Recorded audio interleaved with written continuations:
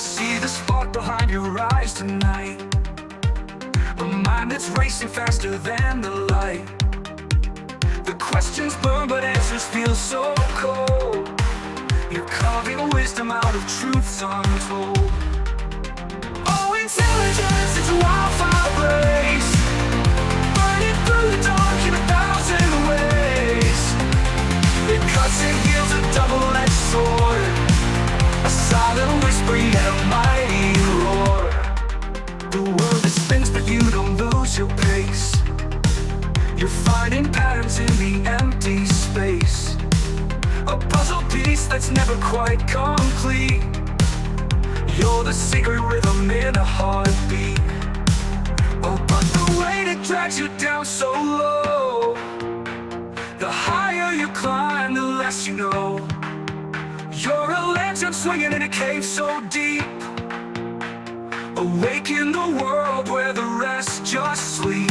Oh, intelligence, it's a wildfire blaze, burning through the dark in 1,000 ways. It cuts and heals, a double-edged sword, a silent whisper yet a mighty roar.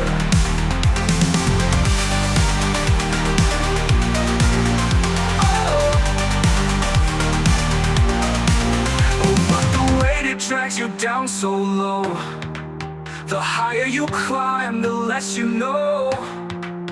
You're a lantern swinging in a cave so deep, awake in the world where the rest just sleep. Oh, but the weight it drags you down so low. The higher you climb, the less you know. You're a lantern swinging in a cave so deep, awake in the world where the rest just sleep. Oh, but the weight it drags you down so low. The higher you climb, the less you know. You'll find your paths of peace that never quite complete. You're the secret rhythm in a heartbeat. And when the world forgets what it can't see, you'll leave behind a trail of clarity, a legacy of thoughts that never fade. Intelligence, the mark that you have made.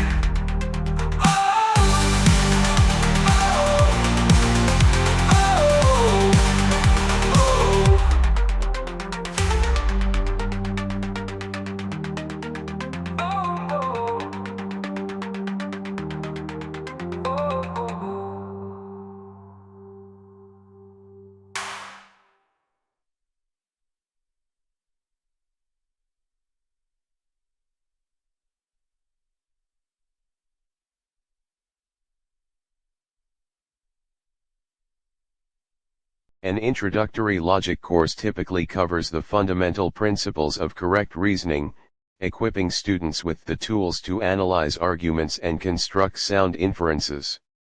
It often begins with propositional logic, exploring the truth-functional relationships between statements using symbols and truth tables.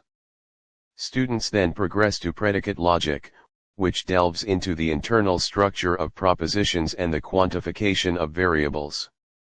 Key topics include identifying valid and invalid argument forms, understanding logical connectives, translating ordinary language into symbolic notation, and grasping concepts like consistency, tautology, contradiction, and logical equivalence. The course aims to develop critical thinking skills, enhance analytical abilities, and provide a foundation for further study in philosophy, mathematics, computer science, and other fields that rely on rigorous argumentation. Logic, at its core, is the systematic study of correct reasoning. It investigates the principles and criteria that allow us to distinguish good arguments from bad ones, and to determine when a conclusion genuinely follows from a set of premises. This involves analyzing the structure of arguments, identifying logical truths, and understanding how propositions relate to one another through concepts like implication, consistency, and contradiction. While often formalized with symbolic languages in fields like mathematics and computer science, formal logic, Logic also extends to the analysis of everyday reasoning and arguments expressed in natural language in formal logic, aiming to enhance critical thinking and the ability to evaluate information rigorously. You can prove anything you want by coldly logical reason if you pick the proper postulates. We have ours and Qt robot Qt1 has his. Then let S get at those postulates in a hurry. The storm S due tomorrow. Powell sighed wearily. That S where everything falls down. Postulates are based on assumptions and adhered to by faith. Nothing in the universe can shake them.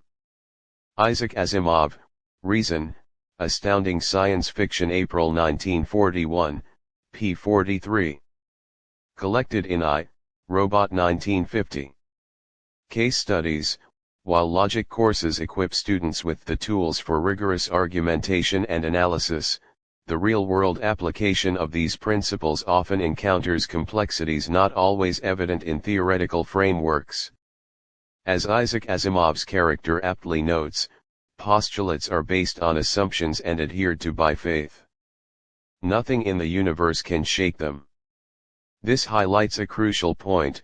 Even the most robust logical systems are built upon foundational premises, or postulates, which themselves may not be subject to logical proof. Understanding logic, therefore, extends beyond mastering argument forms to critically examining the underlying assumptions that shape our reasoning and the conclusions we draw. The rigorous study of logic, from propositional to predicate forms, aims to establish sound methods of inference. Yet, as the exchange from Asimov's Reason suggests, the very foundations of logical systems, the postulates, can be rooted in assumptions, rather than purely demonstrable truths. This raises profound philosophical questions about the nature of knowledge and the limits of purely deductive reasoning. It underscores that while logic provides the framework for constructing valid arguments, the ultimate truth or acceptance of a conclusion often depends on the initial premises, which might be chosen based on intuition, experience, or even faith, as the character observes. An introductory logic course provides the essential framework for understanding valid reasoning, from truth tables to quantifiers. However, applying these principles in complex situations often reveals that pure logic alone may not suffice. As seen in Asimov's Reason, where characters grapple with differing postulates, the effectiveness of logical deduction is inherently tied to the assumptions upon which it's built. This reinforces that critical thinking extends beyond merely identifying valid argument forms. It also involves the crucial skill of discerning, questioning, and evaluating the underlying premises that inform any logical argument, particularly when those premises are not universally accepted. While often used interchangeably, rationality and logic represent distinct yet interconnected aspects of sound reasoning. Logic, in its more formal sense, provides the rigorous rules and structures for constructing valid arguments and identifying consistent relationships between statements. It focuses on the form of an argument, ensuring that if the premises are true, the conclusion must also be true, regardless of the actual content. Rationality, on the other hand, encompasses a broader scope, applying logic and reason to real-world situations to make informed decisions, achieve goals, and form justifiable beliefs. A rational individual not only employs logical principles but also considers available evidence, context, personal values, and potential biases to arrive at conclusions that are sensible, effective, and grounded in reality. Thus, logic serves as a fundamental tool within the larger framework of rationality, guiding the process of reasoning towards well-founded and justifiable outcomes. Syllabus. This course provides a foundational understanding of logic and its role in rationality. Students will learn the fundamental principles of correct reasoning, equipping them to analyze arguments and construct sound inferences. We'll explore both formal logic, e.g., propositional and predicate logic, and its application to everyday reasoning. The course also examines the philosophical underpinnings of logical systems, including the impact of assumptions and postulates on conclusions. The aim is to develop critical thinking, enhance analytical abilities, and foster a deeper understanding of how logic informs rational thought and decision-making.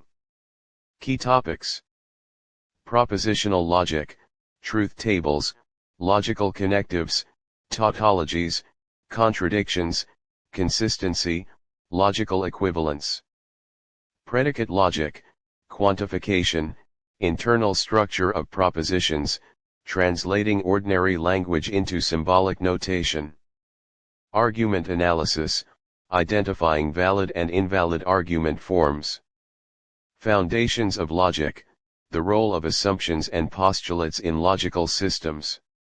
Logic versus rationality, distinguishing between formal logical validity and real-world rational decision-making.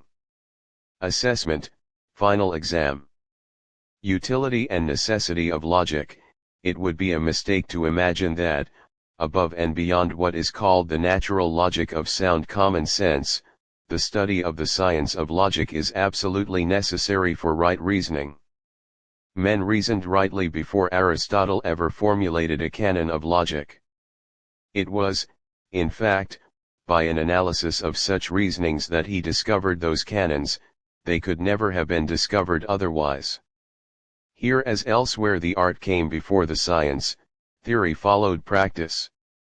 A man may reason rightly without knowing a single rule of the syllogism, or, conversely, he may know all the details of logic and be an indifferent guide to truth, just as a first-rate geometrician may be a failure as an engineer. But still, just as his knowledge of geometry will enable the geometrician to detect the defects in a piece of engineering, so too will an explicit knowledge of the canons of reasoning enable us to discover more readily where the fallacy of a misleading argument lies. Without professing to guard us infallibly from error, logic familiarizes us with the rules and canons to which right reasoning processes must conform, and with the hidden fallacies and pitfalls to which such processes are commonly exposed. Peter Coffey, 1912. The Science of Logic. Longmans, Green, and Company. p. 38. The origins of logic as a systematic discipline can be traced back to several ancient civilizations, though the most significant and formalized developments that laid the foundation for Western logic emerged in ancient Greece, primarily with Aristotle. While earlier cultures, including those in China and India, developed their own sophisticated systems of reasoning and argumentation, their direct influence on the Western tradition of logic is less pronounced. Here's a breakdown of the origins: ancient Greece 5th to 4th century BCE onwards, pre-Aristotelian roots. Interest in methods of inference and the analysis of arguments can be seen in earlier Greek thinkers. Philosophers like Parmenides 5th century BCE used extended arguments for their views, and his student Zeno of Elea developed paradoxes that employed reductio ad absurdum, proof by contradiction. The Sophists also contributed by focusing on rhetoric and the art of persuasion, pushing for arguments to be justified by reasons. Plato further explored the structure of statements and dialectical reasoning. Aristotle 4th century BCE, the father of logic, Aristotle is widely credited with establishing logic as a distinct and systematic field of study. His collection of works on logic, known as the Organon Tool, includes Categories, discusses how terms relate to different categories of being. On Interpretation, examines propositions, truth, negation, and different types of sentences. Prior Analytics, this is his most significant contribution to formal logic, where he developed syllogistic logic. Aristotle was the first to systematically analyze valid argument forms like the famous "all men are mortal," Socrates is a man, therefore, Socrates is mortal, using variables to represent terms and demonstrating how the validity of an argument depends on its structure rather than its specific content. He also formulated the law of non-contradiction and the principle of the excluded middle. Posterior analytics deals with the nature of scientific demonstration and knowledge. Topics focuses on dialectical reasoning and techniques for constructing arguments in debates. Point 10. On sophistical refutations, analyzes logical fallacies. Hellenistic period after Aristotle, the Stoics, particularly Chrysippus in the 3rd century BCE, developing independently of Aristotle's work, made significant advancements in propositional logic. They focused on the truth-functional relationships between entire propositions using connectives like if, then, and or, laying groundwork for modern propositional calculus. Ancient India 5th century BCE onwards, Indian logic traditions, such as the Nyaya school, also developed sophisticated systems of inference.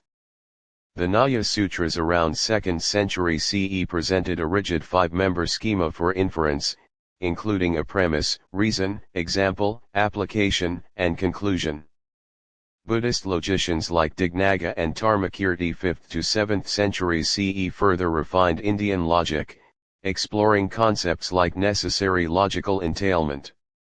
Ancient China 5th to 3rd century BCE, the Mahist school and its later offshoots, sometimes referred to as the logicians, investigated concepts related to valid inference and correct conclusions. However, this line of inquiry largely disappeared in China due to political changes. In summary, while reasoning is an inherent human capacity and various cultures developed their own forms of sophisticated thought, the systematic, formal study of logic, particularly the use of variables and the analysis of argument forms independent of their content, is largely attributed to Aristotle in ancient Greece. His work profoundly influenced the trajectory of Western logic for over 2 millennia, later being complemented by the propositional logic of the Stoics and, much later, by the algebraic and symbolic logic of the modern era. Case Study 1, The Automated Aid Dilemma. Scenario: an AI, programmed for maximum efficiency, routes humanitarian aid based purely on speed, inadvertently prioritizing less urgent areas due to its core postulate that efficiency always wins. This demonstrates how a logically sound system, built on a narrow assumption, can lead to irrational or undesirable real-world outcomes. Discussion: how does the AI's logic clash with human rationality when do postulates limit effective solutions? Case Study 2, The Ideological Echo Chamber. Scenario: an online community consistently uses shared, unexamined truths as their postulates to logically support their ideology. This creates an internally consistent but externally narrow view, hindering rational evaluation of contradictory evidence. Discussion: how do unexamined postulates create intellectual blind spots? How can we break free from such logical but irrational circles? Case Study 3, The Imperfect Climate Model. Scenario: a climate model, logically derived from established physical laws postulates, makes accurate predictions but occasionally errs due to unforeseen environmental complexities. This highlights that even rigorous logical systems are limited by the completeness of their foundational assumptions. Discussion: when is a logically sound model not perfectly rational? How do postulates evolve in scientific understanding? Imagine you're searching for a specific word in an enormous, alphabetized dictionary. You don't start at the very beginning and read every single word until you find what you're looking for.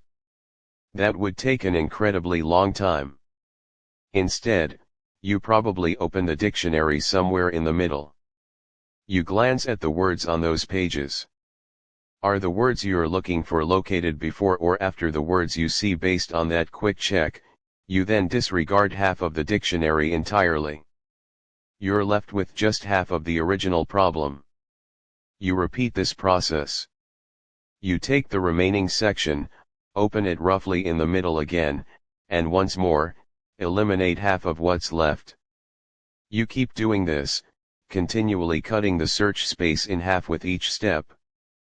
Eventually, after a series of these halving actions, you're left with just a small handful of pages, then perhaps just one page, and finally, the very word you were seeking. The logarithmic way of thinking captures this idea of repeatedly dividing the problem in half until you reach the solution. It's about how many times you can perform this division until you're left with something incredibly small, even when you start with something truly massive. Case studies: finding a word in a physical dictionary, you don't scan every word, you open to the middle, check the word, and then instantly know to search either the first half or the second half. You repeat this, effectively having the number of pages you need to consider each time until you pinpoint the word. Higher-lower guessing game: when someone thinks of a number within a vast range, your most efficient strategy is to always guess the middle. Their higher or lower response immediately tells you which half of the remaining numbers to ignore, again, cutting the possibilities in half. Debugging code with git bisect: if you know a bug appeared somewhere between two specific versions of software, git bisect automates the process. When it picks a version roughly in the middle, you test it, and then tell Git if it's good or bad. 2. Based on your feedback, it eliminates half of the remaining suspect versions and continues until it pinpoints the exact change that introduced the bug. Searching a sorted database index: database systems often use data structures like B trees or B plus trees, which are organized to allow for extremely fast lookups. 3. When you query for a specific record, the database doesn't scan every entry. Instead, it navigates through this sorted structure, effectively performing a series of choices that eliminate large sections of the data, much like the dictionary example, to quickly find the desired record. While basic logic deals with simple statements as whole, unbreakable units, predicate logic goes much deeper, exploring the very internal structure of those statements. This allows us to analyze arguments that depend on the specific properties things have, the relationships between different things, and how many of those things we're talking about. Think of it this way: instead of just saying it is raining, predicate logic lets us pick apart phrases like Socrates is mortal. Here, is mortal describes Socrates, and predicate logic gives us a way to represent that description, or predicate, and the individual it applies to. These predicates can describe one thing, like is mortal, or relationships between two or more things, such as loves in John loves Mary.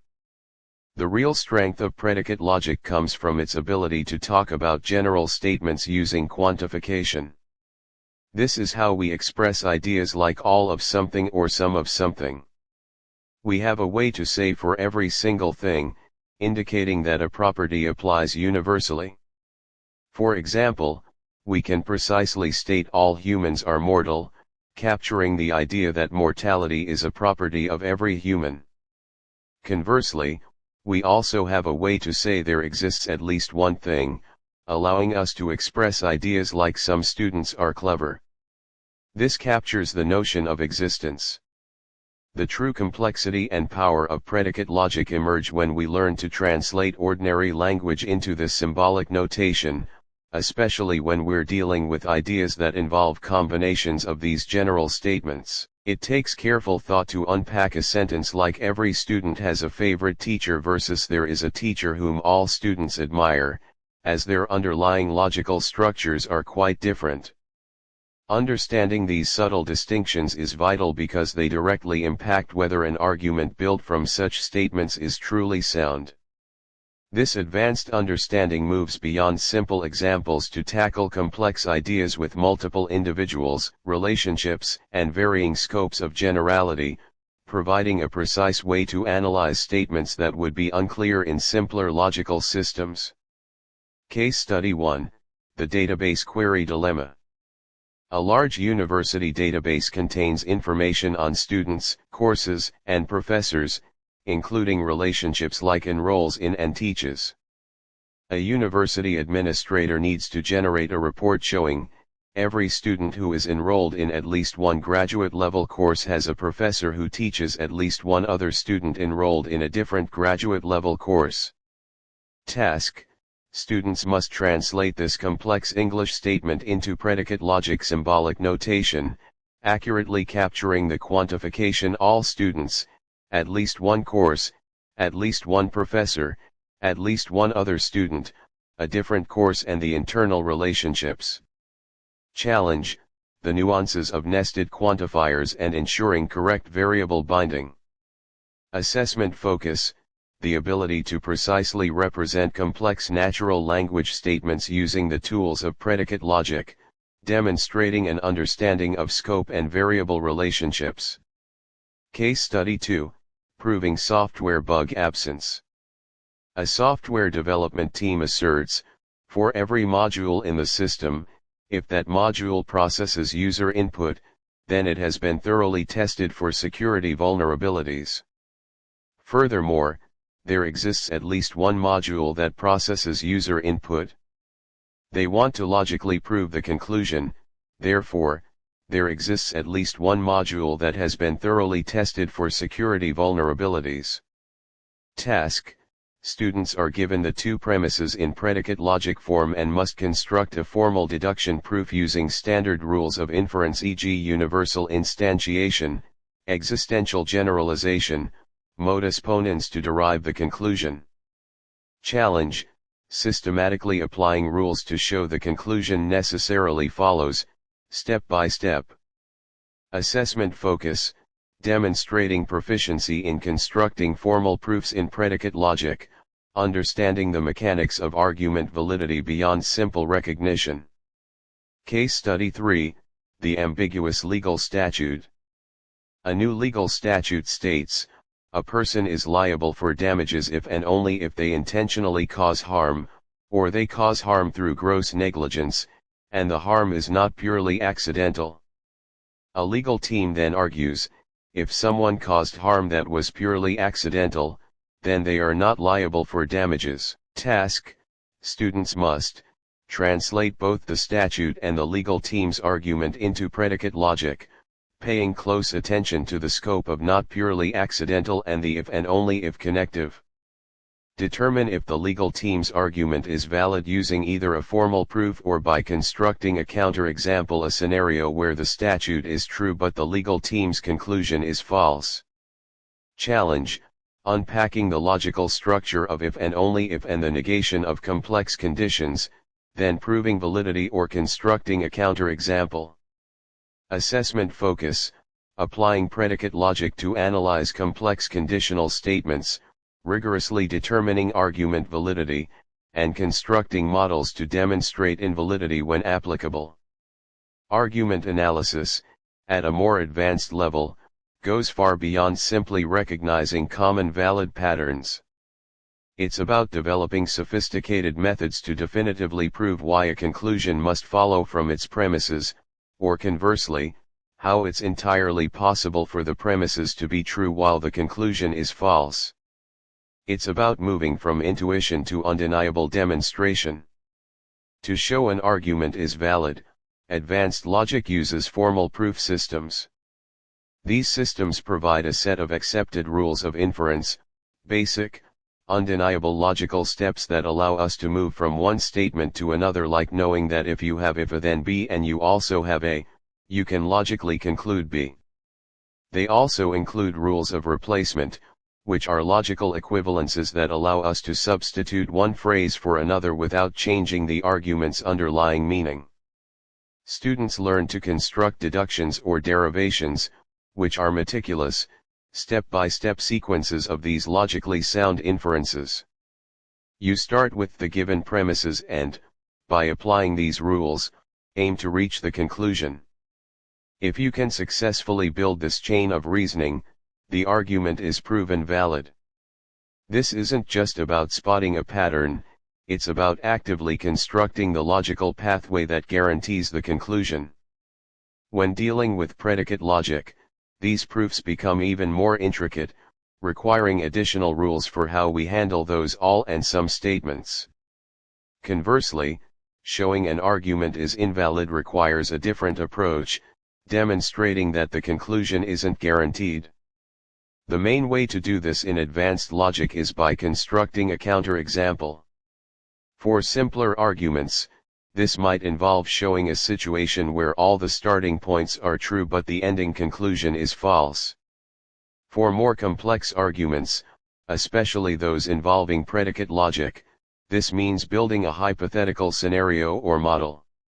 In this model, you define a world and assign specific properties to the individuals in that world in such a way that all of your argument's starting premises are true, but surprisingly, the conclusion turns out to be false within that very same world. For instance, to show that all birds can fly, Tweety is a bird, therefore, Tweety can fly isn't necessarily a universally valid argument if we're not careful about our definitions.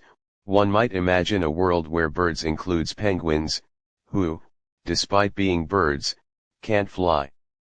In this constructed world, the premises might be considered true, but the conclusion would be false, thus demonstrating the argument's invalidity. This skill of creating counterexamples demands not just manipulating symbols but a deep conceptual understanding of how logical forms relate to all the different possibilities in the world. Case Study 1, the Corporate Policy Mandate. Premises: all senior managers must approve budget changes. No one who approves budget changes reports directly to the CEO. Some department heads are senior managers. Conclusion: therefore, some department heads do not report directly to the CEO. Task: construct a formal deduction proof in predicate logic to demonstrate the validity of this argument, showing each step using rules of inference and quantification. Focus: proving validity through systematic, rule-based derivation. Case Study 2, the Security System Glitch. Premises: if the alarm sounds, then a breach occurred. If the cameras are offline, then a breach occurred. Conclusion: therefore, if the alarm sounds, then the cameras are offline. Task: prove the invalidity of this argument by constructing a counterexample. Describe a specific scenario, a model where both premises are true but the conclusion is false. Focus: demonstrating invalidity by showing a possible world where premises are true and conclusion is false. Case Study 3, the Research Grant Justification. Premises: every project requires significant funding. There exists at least one project that is currently in development. If a project is in development, then it is innovative. Conclusion: therefore, there exists at least one innovative project that does not require significant funding. Task: prove the invalidity of this argument by constructing a counterexample. Define a domain, e.g. Project A, Project B, and assign properties requires funding, in development, innovative, to show how the premises can hold true while the conclusion fails. Focus: constructing a predicate logic model, domain, interpretations to demonstrate why the conclusion does not necessarily follow. Tolman's method offers a sophisticated way to dissect and understand the mechanics of an argument, moving beyond simply identifying a conclusion and its supporting facts. It begins with the claim, which is the central assertion or point the arguer is trying to establish. This is what they want you to believe or accept. For instance, someone might claim that electric cars are better for the environment. Now, a claim on its own isn't very convincing. It needs to be supported by grounds, which are the evidence, data, facts, or observations that directly support the claim. In our electric car example, the grounds might be electric cars produce zero tailpipe emissions and have lower life cycle carbon footprints when charged with renewable energy. These are the concrete reasons offered for why the claim should be true. However, simply stating grounds doesn't automatically make a claim valid. There needs to be a bridge, an underlying principle that connects the grounds to the claim, and that's the warrant. The warrant is the often unstated or assumed rule, principle, or generalization that justifies drawing the claim from the given grounds. For our example, the warrant might be reducing emissions and carbon footprint is beneficial for the environment. This warrant explains why zero tailpipe emissions and lower carbon footprints. The grounds lead to the conclusion that electric cars are better for the environment. The claim. While an argument might seem robust with a claim, grounds, and warrant, very few arguments are absolute.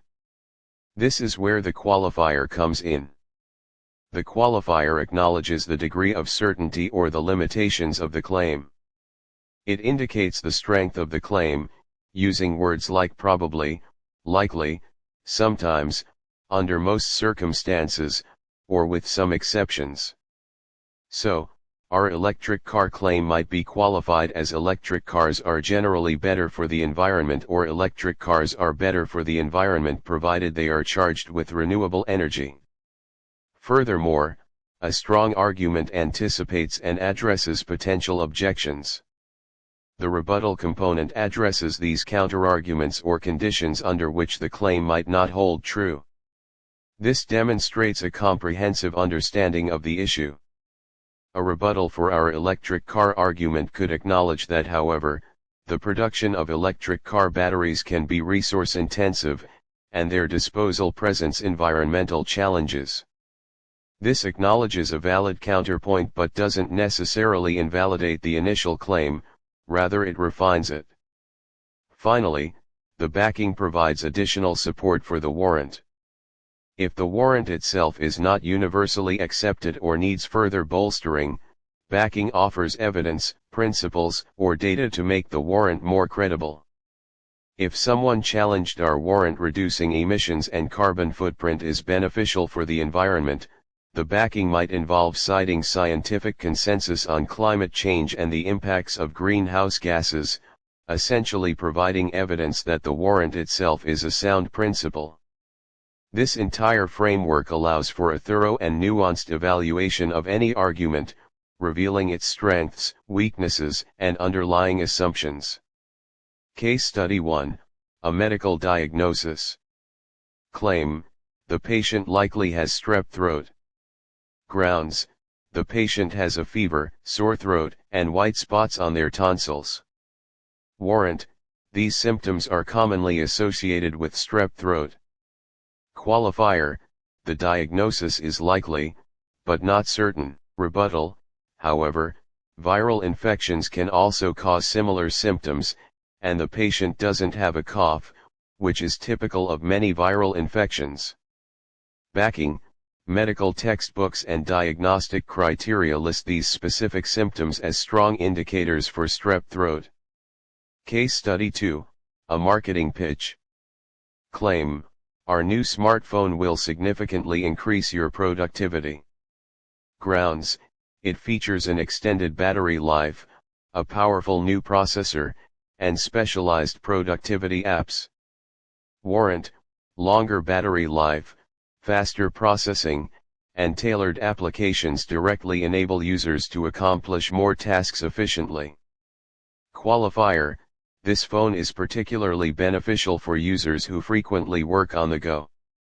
Rebuttal: however, if a user primarily uses their phone for social media and casual browse, the productivity gains might be minimal.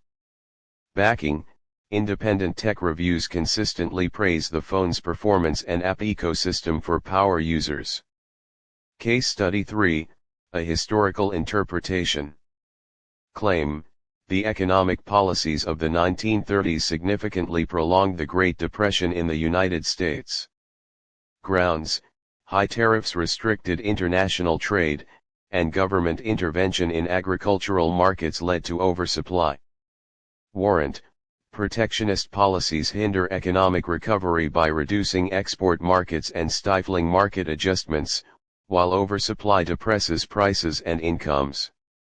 Qualifier: while not the sole cause, these policies undoubtedly exacerbated the downturn.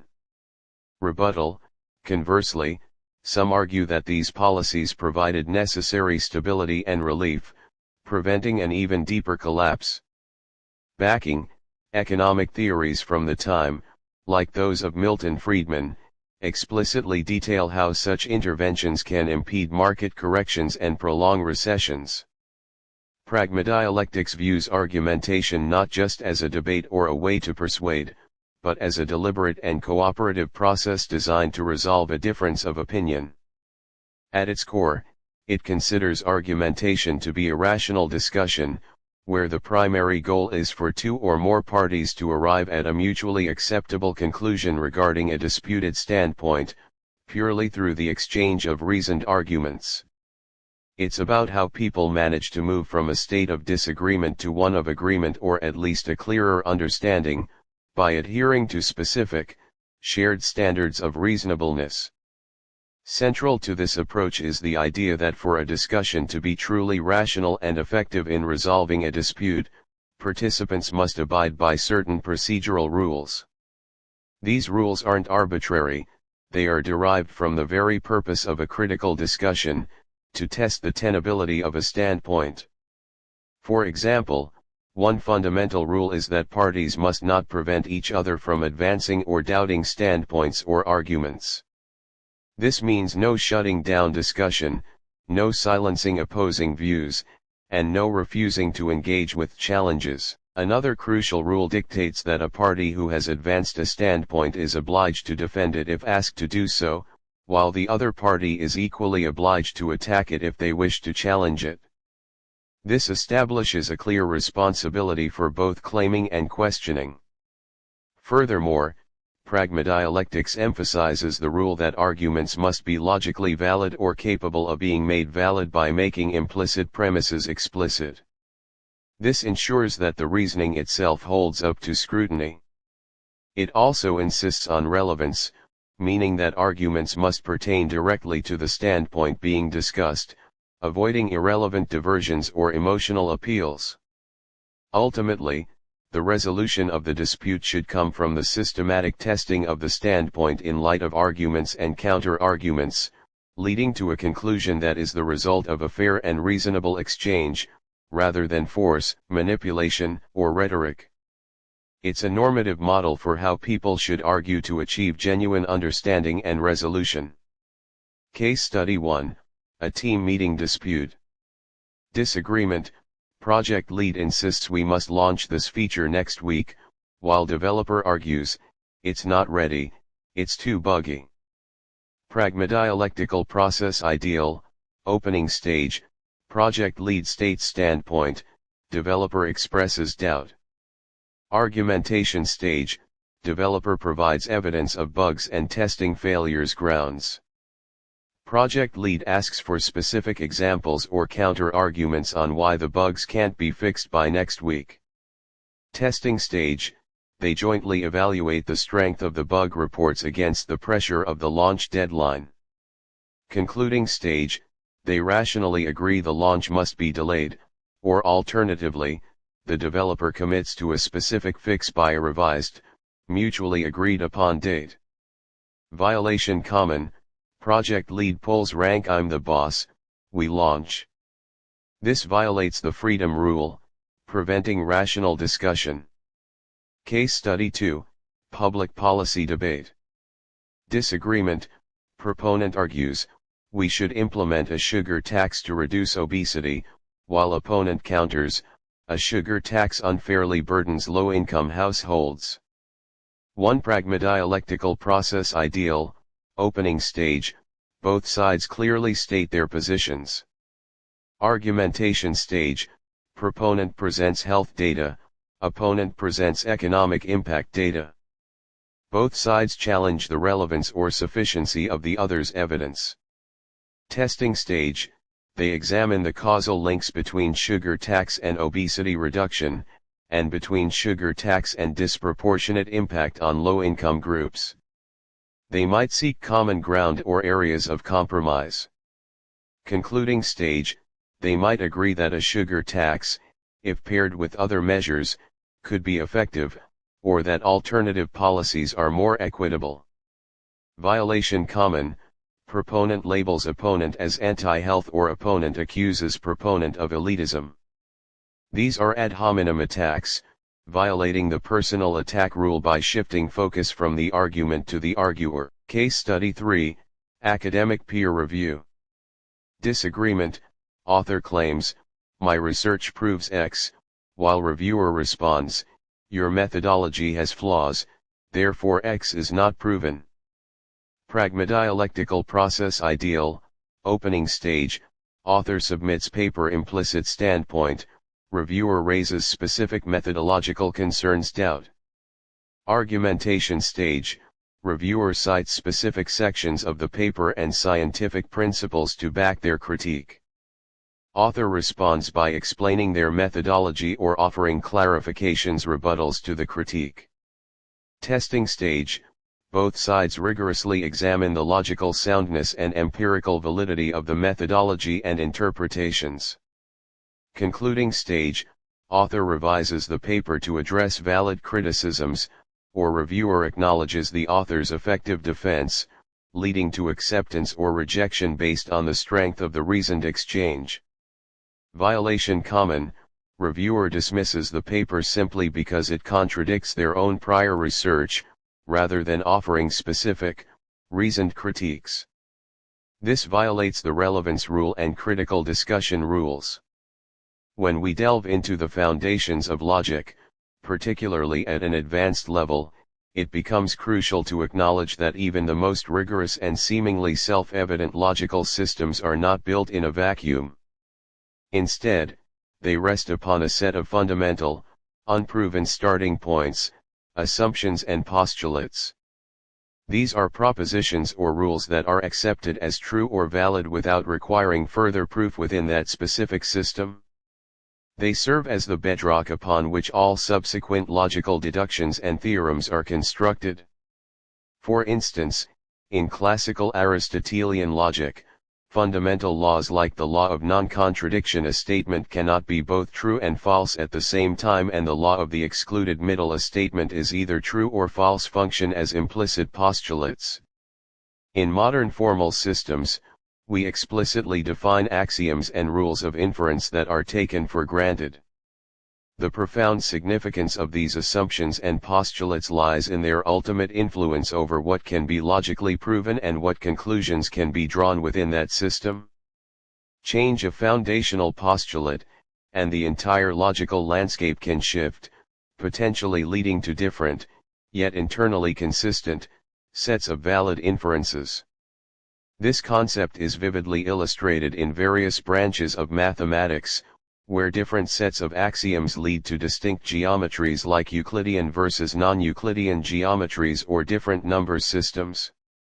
The insight from Asimov's quote, "Postulates are based on assumptions and adhered to by faith. Nothing in the universe can shake them," while perhaps a slight overstatement for purely formal systems, powerfully highlights the point that these foundational elements are often chosen for their intuitive appeal, their utility, or their consistency with a particular worldview, rather than being derived from some more fundamental logical truth. Understanding this foundational layer compels logicians to not only master the rules of deduction but also to critically examine the premises from which they begin, recognizing that the truth derived from a logical system is always contingent upon the acceptance of its initial assumptions. This critical awareness is paramount for truly discerning reasoning, as it prompts us to question not just the steps of an argument, but its very starting points. Case Study 1, The AI's Ethical Dilemma. Scenario: a company develops an AI for self-driving cars. Its core logical system is built on the postulate that minimizing immediate harm to the vehicle's occupants is the absolute highest priority. In a no-win scenario, the AI consistently chooses to sacrifice pedestrians to save the car's occupants, a perfectly logical outcome given its foundational assumption. Challenge: students must identify this explicit postulate and discuss how altering it, e.g. to minimize overall harm, prioritize vulnerable road users, would lead to a different, yet still internally logical, set of decisions, fundamentally changing the AI's ethics. Focus: the impact of initial ethical postulates on a system's derived truths and actions. Case Study 2, The parallel postulate in geometry. Scenario: students are reminded of Euclidean geometry, where the parallel postulate states that through a point not on a given line, exactly one line parallel to the given line can be drawn. They are then briefly introduced to the idea of non-Euclidean geometries, e.g. hyperbolic geometry where infinite parallels exist, or elliptic geometry where no parallels exist. Challenge: students must explain how merely changing this single postulate at the foundation of geometry leads to entirely different, yet internally consistent and logical, geometric systems. Focus: how altering a fundamental mathematical postulate creates distinct, self-consistent logical frameworks. Case Study 3, The Scientific Paradigm Shift. Scenario: historically, scientific reasoning often operated under the postulate that all observable phenomena are due to a single, discoverable cause determinism. This led to logical deductions about the universe's predictable nature. The rise of quantum mechanics, however, introduced the postulate of inherent uncertainty at subatomic levels. Challenge: students should discuss how these differing foundational assumptions, determinism versus inherent uncertainty, logically lead to vastly different conclusions about causality and predictability within the universe, despite both being rigorous scientific frameworks. Focus: how changing foundational scientific assumptions fundamentally alters the logical inferences and truths derived from empirical observation. The advanced understanding of the foundations of logic deeply hinges on the role of assumptions and postulates, which are often used interchangeably with axioms. These aren't just arbitrary starting points, but rather form the bedrock upon which entire logical and mathematical systems are constructed. Think of them as the initial, unproven statements that are accepted as true within a specific framework, allowing for the derivation of all other truths within that system. Historically, in fields like Euclidean geometry, postulates were seen as self-evident truths. You didn't need to prove that a straight line can be drawn between any two points, it was simply accepted as a fundamental property of space. This intuition-driven acceptance formed the base. However, as logic progressed, particularly in the late 19th and early 20th centuries, the perspective shifted. Mathematicians and logicians realized that these foundational assumptions didn't necessarily have to be self-evident. Instead, they could be chosen deliberately, much like rules in a game. This shift gave rise to formal axiomatic systems, where the focus moved from the truth of the axioms in an intuitive sense, to their consistency and completeness. Consistency means that you can't derive a contradiction within the system from your chosen axioms, you can't prove both a statement and its negation. If a system is inconsistent, it collapses, as anything can be proven. Completeness, on the other hand, means that every true statement within the system can theoretically be proven from the axioms. Kurt Gödel's incompleteness theorems famously demonstrated that for any sufficiently powerful consistent axiomatic system like arithmetic, there will always be true statements that cannot be proven within that system, revealing a fundamental limitation on the power of formal systems. The choice of these initial assumptions profoundly shapes the entire logical landscape. For example, in geometry, if you replace Euclid's parallel postulate that through a point not on a given line, exactly one parallel line can be drawn with alternative postulates, you don't break geometry, you simply create different, non-Euclidean geometries, like hyperbolic or elliptic geometry, which are internally consistent and mathematically valid. This illustrates that logical systems are not necessarily descriptions of a single, objective reality, but rather abstract frameworks built on a set of chosen rules. Furthermore, within these advanced theories, the distinction between logical axioms and non-logical axioms becomes relevant. Logical axioms are fundamental truths of logic itself, like A implies A, while non-logical axioms are specific to the domain being modeled like the axioms of set theory defining what a set is. The power and scope of a logical system are thus determined by both the inherent rules of inference and the specific assumptions introduced as its starting points. This foundational understanding allows logicians and mathematicians to construct rigorous, well-defined systems for reasoning, even if those systems explore abstract worlds not immediately tied to empirical observation. Case Study 1, Euclidean versus Non-Euclidean Geometries. Assumptions. Postulates. Euclid's 5 postulates, notably the parallel postulate through a point not on a given line, exactly one parallel line can be drawn. System. A Euclidean, accepts all 5. Leads to familiar geometry, e.g. sum of angles in a triangle is 180 degrees. System. B. Hyperbolic, replaces the parallel postulate with, through a point not on a given line, at least 2 parallel lines can be drawn. Leads to a consistent, but counterintuitive geometry, e.g. sum of angles in a triangle is less than 180 degrees. System. C. Elliptic, replaces the parallel postulate with, through a point not on a given line, no parallel lines can be drawn. Leads to another consistent geometry, e.g. sum of angles in a triangle is greater than 180 degrees. Insight. Changing a single foundational postulate fundamentally alters the entire logical system, demonstrating that logical truths are relative to the chosen axioms. Case Study 2, Russell's Paradox and Axiomatic Set Theory ZFC. Initial assumption. Naive set theory. Any definable collection of objects forms a set, e.g.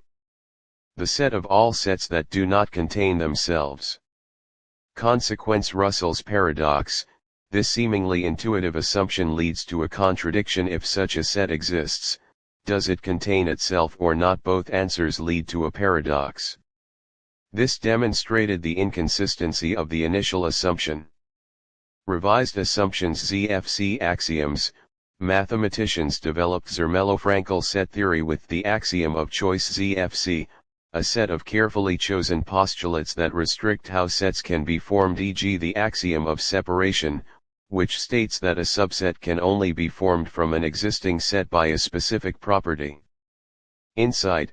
When an initial assumption leads to contradiction, new, more restrictive, and well-defined axioms must be introduced to restore consistency and build a robust logical system, even if they are less intuitive. Case Study 3, Peano axioms for natural numbers. Assumptions. Postulates, a set of 5 axioms defining natural numbers, starting with 0 is a natural number and including the concept of a unique successor for each natural number. System. From these few, seemingly simple axioms, all properties of addition, multiplication, and other arithmetic operations on natural numbers can be rigorously derived. Insight. A small, carefully selected set of foundational postulates can underpin an entire complex mathematical domain, demonstrating how basic assumptions propagate into vast logical consequences. The consistency and completeness of these axioms are crucial for the integrity of arithmetic. Case study. Compared to other forms of intelligence, whether animal or artificial, sapient intelligence is marked by its generality and flexibility. While AI may excel in specific tasks, and animals possess remarkable abilities within their ecological niches, human intelligence can adapt to a far wider range of challenges and create entirely new domains of knowledge and activity. Our capacity for symbolic representation, particularly through language, underpins much of our unique cognitive power, enabling complex communication, abstract reasoning, and the development of sophisticated cultural tools and technologies. Prototyping intelligence involves creating simplified, functional models to explore and test specific aspects of intelligent behavior or cognitive processes. Unlike building a complete intelligent system, Prototyping focuses on rapidly developing and iterating on key functionalities, allowing researchers and developers to gain insights into the feasibility, effectiveness, and limitations of different approaches. This might involve creating a basic natural language processing module to understand simple commands, a rudimentary vision system to detect objects, or a simplified planning algorithm to solve a specific task. The goal is to quickly build a working model that demonstrates a particular intelligent capability, enabling early evaluation, identification of challenges, and informed decision-making for more complex development. Prototyping intelligence is an iterative process, where feedback from testing and evaluation of the initial prototypes informs the design and development of subsequent, more sophisticated versions. It's a crucial step in understanding and building complex intelligent systems by breaking down the challenge into manageable, testable components. Case study: imagine a team wants to build a robot that can navigate a cluttered room. Instead of immediately trying to create a fully autonomous system, they first prototype the robot's object avoidance capability. They might use a simple ultrasonic sensor connected to a basic controller that makes the robot stop or turn when it detects an obstacle within a short range. This rudimentary prototype, while not fully intelligent, allows them to quickly test the effectiveness of the sensor and basic avoidance logic, identify potential issues like blind spots or jerky movements, and gather data to inform the design of a more sophisticated navigation system with more advanced sensors and path planning algorithms. This focused, iterative approach on a specific intelligent function exemplifies prototyping intelligence. One possibility is that it could refer to the distribution or variability of different cognitive abilities within an individual or a population. For example, when someone takes an intelligence test that measures various skills like verbal comprehension, spatial reasoning, working memory, their scores across these different areas might scatter, meaning they might perform very well in some areas and less well in others. This scatter in cognitive profiles is a real phenomenon studied in psychology and can provide insights into an individual's cognitive strengths and weaknesses, and sometimes be relevant in diagnosing learning disabilities or other conditions. Case study: another potential interpretation, drawing from the word scattering in a more metaphorical sense, could relate to the diffusion of intelligence or intelligent behavior across a system or group. For instance, in distributed AI systems or in social insect colonies, intelligence isn't localized but scattered across multiple agents or components that interact to achieve a common goal. Understanding culture is vital for effective intelligence work. It's not enough to just look at facts and figures, you need to grasp how different cultures shape how people think, behave, and understand the world. This underscores the necessity of moving beyond universalistic assumptions and acknowledging the diverse ways in which different cultures shape perceptions, behaviors, values, and knowledge systems. It introduces the concept of cultural intelligence as an overarching framework that encompasses the awareness, understanding, and adaptive capacity needed to navigate and operate effectively across cultural boundaries. It argues that in an increasingly interconnected and diverse world, the ability to comprehend and respect cultural differences is not merely a matter of sensitivity but a fundamental requirement for accurate analysis, effective communication, and successful outcomes in any intelligence-related endeavor. Case study: a key component involves differentiating between two related but distinct approaches to understanding culture within the realm of intelligence: anthropological intelligence and ethno-intelligence. Anthropological intelligence, rooted in the academic discipline of anthropology, particularly cultural anthropology, emphasizes the deep, holistic, and context-specific study of cultures. It draws upon ethnographic methodologies, which involve immersive fieldwork, participant observation, and in-depth qualitative research to understand the emic, or insider's, perspective of a particular cultural group. This approach seeks to unravel the complex webs of kinship, social structures, belief systems, rituals, economic practices, and worldviews that constitute a culture. Anthropological intelligence provides a rich and nuanced understanding of how a culture functions from the viewpoint of its members, offering invaluable insights into motivations, behaviors, and interpretations that might be opaque to an outsider. It stresses the importance of cultural relativism, the principle that a culture should be understood on its own terms, without imposing external judgments or biases. Mutual exclusivity of intelligence, if it were a recognized concept, would likely refer to the idea that certain aspects or types of intelligence are inherently incompatible or prevent the development of others within the same system or individual. It would suggest a trade-off where excelling in one form of intelligence necessitates a deficit in another.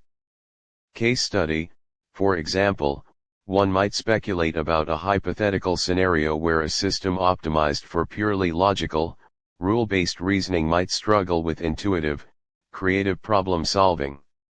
Its rigid adherence to established frameworks could preclude the kind of lateral thinking that leads to novel insights.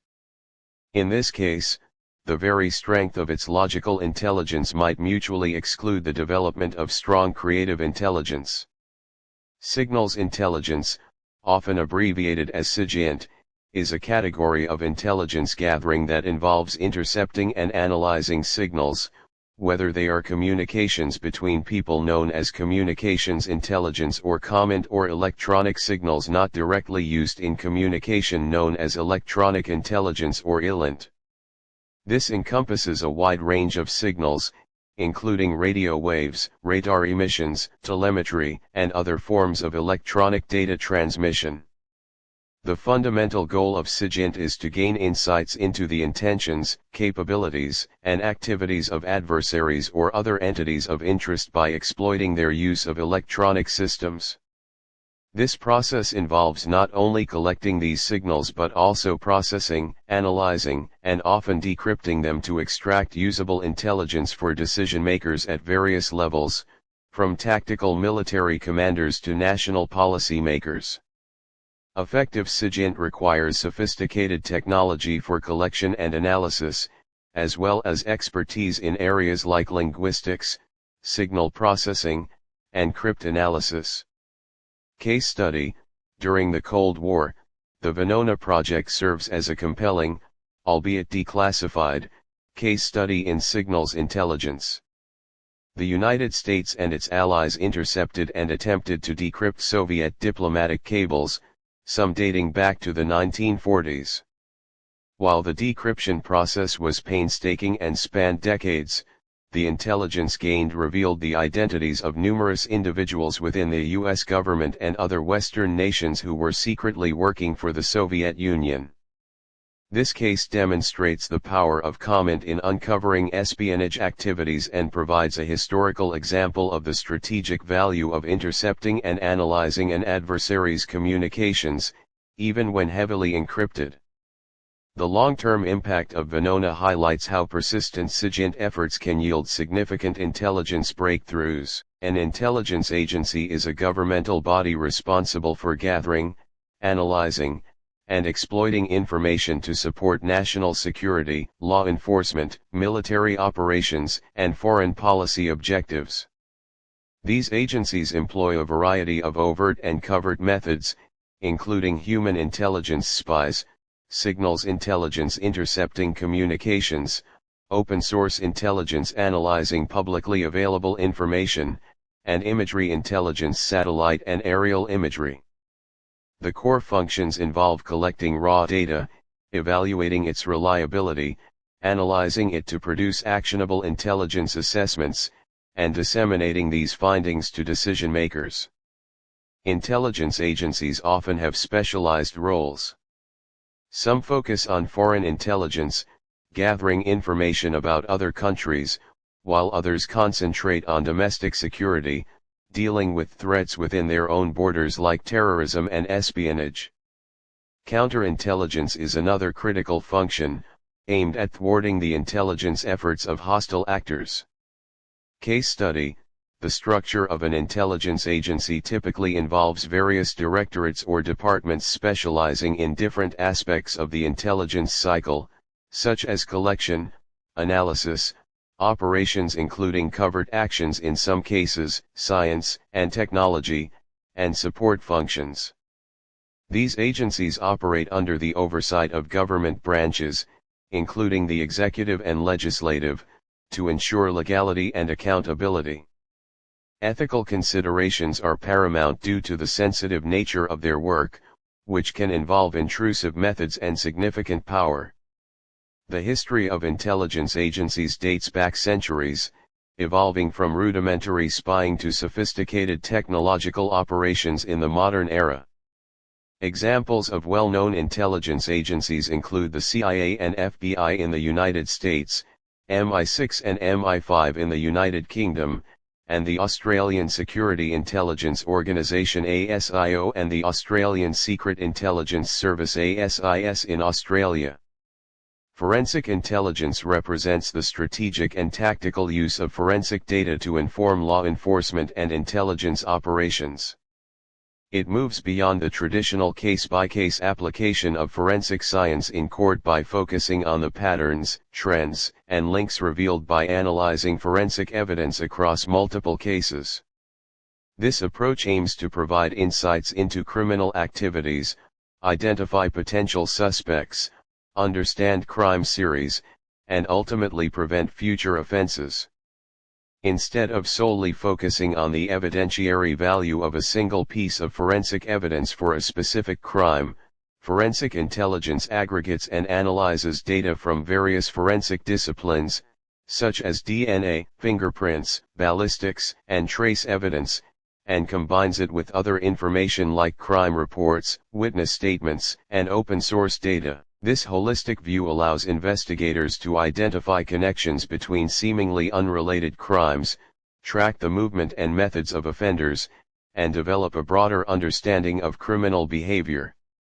Case study, for example, analyzing ballistics data across multiple shooting incidents might reveal that the same firearm was used in several crimes, even if the victims and locations differ. Similarly, DNA profiles recovered from different burglaries in the same area could link them to a single perpetrator. By identifying these connections early in investigations, law enforcement can focus their resources more effectively, potentially apprehending serial offenders or disrupting criminal networks sooner. One interpretation, drawing from a discussion about large language models (LLMs), describes them as a form of fossilized intelligence. The idea here is that LLMs are trained on vast amounts of past human text data, effectively capturing and echoing patterns and knowledge embedded within that historical record. However, they don't possess the dynamic, evolving understanding or lived experience of human intelligence. Their knowledge is static, fossilized in the data they were trained on, and learning new things requires significant retraining, unlike the continuous learning of biological intelligence. They can reflect our language and logic but don't truly think or remember in the human sense. Case study, another context, found in philosophical discussions, uses the term in relation to nature itself. Here, the idea is that seemingly dead or inorganic aspects of nature might be considered a form of immature, torpid, or fossilized intelligence, an implicit rationality or a past attempt of nature to reflect itself that hasn't fully developed into conscious thought. Finally, in paleontology, while not termed fossilized intelligence, the study of fossilized brains and nervous systems provides insights into the cognitive capabilities of extinct creatures. By examining the size, shape, and structure of these fossilized remains, scientists can make inferences about the potential intelligence and behavior of ancient animals. Logarithmic intelligence, while not a standard or widely recognized term in the field of intelligence studies, could be interpreted in a few ways by drawing an analogy from the mathematical concept of logarithms. One interpretation might relate to the efficiency or scalability of intelligence gathering and analysis. Just as a logarithmic scale can represent a wide range of values in a compressed manner, perhaps logarithmic intelligence could refer to the ability to extract significant insights from a vast amount of seemingly disparate information in a computationally efficient way. This could involve sophisticated algorithms and analytical techniques that can quickly identify patterns and anomalies in large data sets, similar to how a logarithmic function grows much slower than a linear function, implying efficiency when dealing with scale. Another potential interpretation might focus on the depth of understanding derived from intelligence. A logarithm essentially inverts an exponential function. In an intelligence context, this could be analogous to deeply understanding the root causes or underlying factors of a situation, rather than just observing surface-level events. It suggests an ability to go beneath the surface and uncover the fundamental drivers of actions and trends, much like finding the exponent that produces a certain value. This would involve rigorous analysis and a focus on identifying core relationships and dependencies. Case study: furthermore, logarithmic intelligence could potentially relate to the prioritization of information. In situations where there is an overwhelming amount of intelligence data, the ability to logarithmically prioritize information might be crucial. This would involve quickly identifying the most significant pieces of information that yield the highest intelligence value, similar to how focusing on the initial changes in a logarithmic scale provides the most substantial impact. It's about discerning the critical signals from the noise in an efficient manner. Measurement and signature intelligence, or MOSINT, is a category of intelligence gathering that focuses on identifying and understanding targets or events by examining their unique physical characteristics. Instead of relying on human reports or visual images primarily, MOSINT delves into the measurable properties that every object or occurrence possesses. This involves using a variety of sophisticated sensors and analytical techniques to capture and interpret these distinct signatures. For instance, MOSINT can involve analyzing the specific sounds emitted by a type of vehicle acoustic signatures, detecting the radiation given off by a nuclear event nuclear signatures, or identifying the presence of particular substances through their molecular composition chemical signatures. A practical illustration of MOSINT in action is the use of seismic sensors strategically placed around the globe to monitor for the underground vibrations that are characteristic of a nuclear weapons test, allowing nations to detect and analyze such events even when they are not directly observable. Essentially, MOSINT provides a technical and scientific lens through which to understand the world, focusing on the inherent physical traits that can reveal crucial information about activities and entities of interest. Case study: during the Cold War, the United States and the Soviet Union engaged in a silent race to develop and test nuclear weapons. To monitor compliance with test ban treaties and to gain insight into the other's nuclear capabilities, both nations employed MOSINT.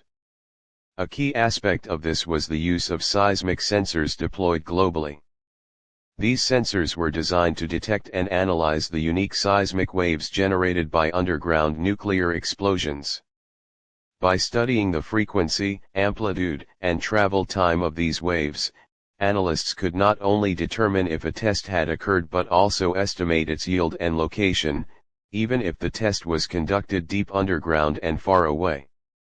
This reliance on the physical signature, the seismic waves, provided critical intelligence about the adversary's nuclear program without the need for intrusive on-site inspections, showcasing a real-world application of MOSINT in a high-stakes international security environment.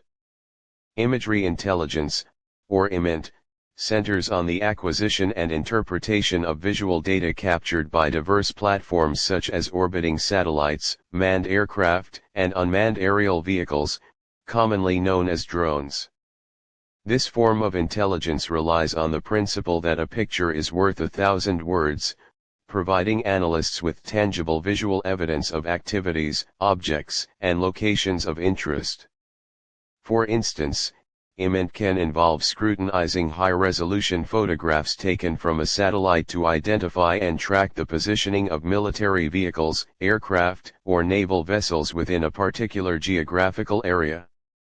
By carefully examining these images, intelligence professionals can discern patterns, assess troop movements, identify the establishment of new military installations, or monitor changes in infrastructure, offering a direct visual understanding of on-the-ground situations that might be difficult or impossible to obtain through other intelligence disciplines. Case study: during the Cuban Missile Crisis in 1962, the United States relied heavily on IMENT to understand the Soviet Union's actions in Cuba. U-2 spy planes conducted high-altitude reconnaissance flights, capturing detailed photographic imagery of the island. Analysis of these images revealed the presence of Soviet medium-range ballistic missiles being deployed. This visual evidence was crucial in confirming the threat, informing President Kennedy's decisions, and ultimately leading to the diplomatic resolution of the crisis through a naval blockade and negotiations. The satellite and aerial imagery provided undeniable proof of the missile buildup, directly influencing international policy and averting a potential nuclear conflict.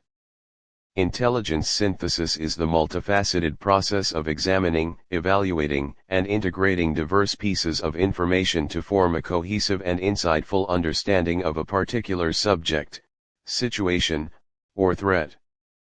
It moves beyond simply summarizing data points by identifying patterns, uncovering hidden relationships, and drawing logical conclusions that provide a deeper and more comprehensive perspective. This process often involves analyzing information from various sources, assessing the reliability and validity of each piece, and then weaving these elements together to construct a clear and meaningful narrative or assessment.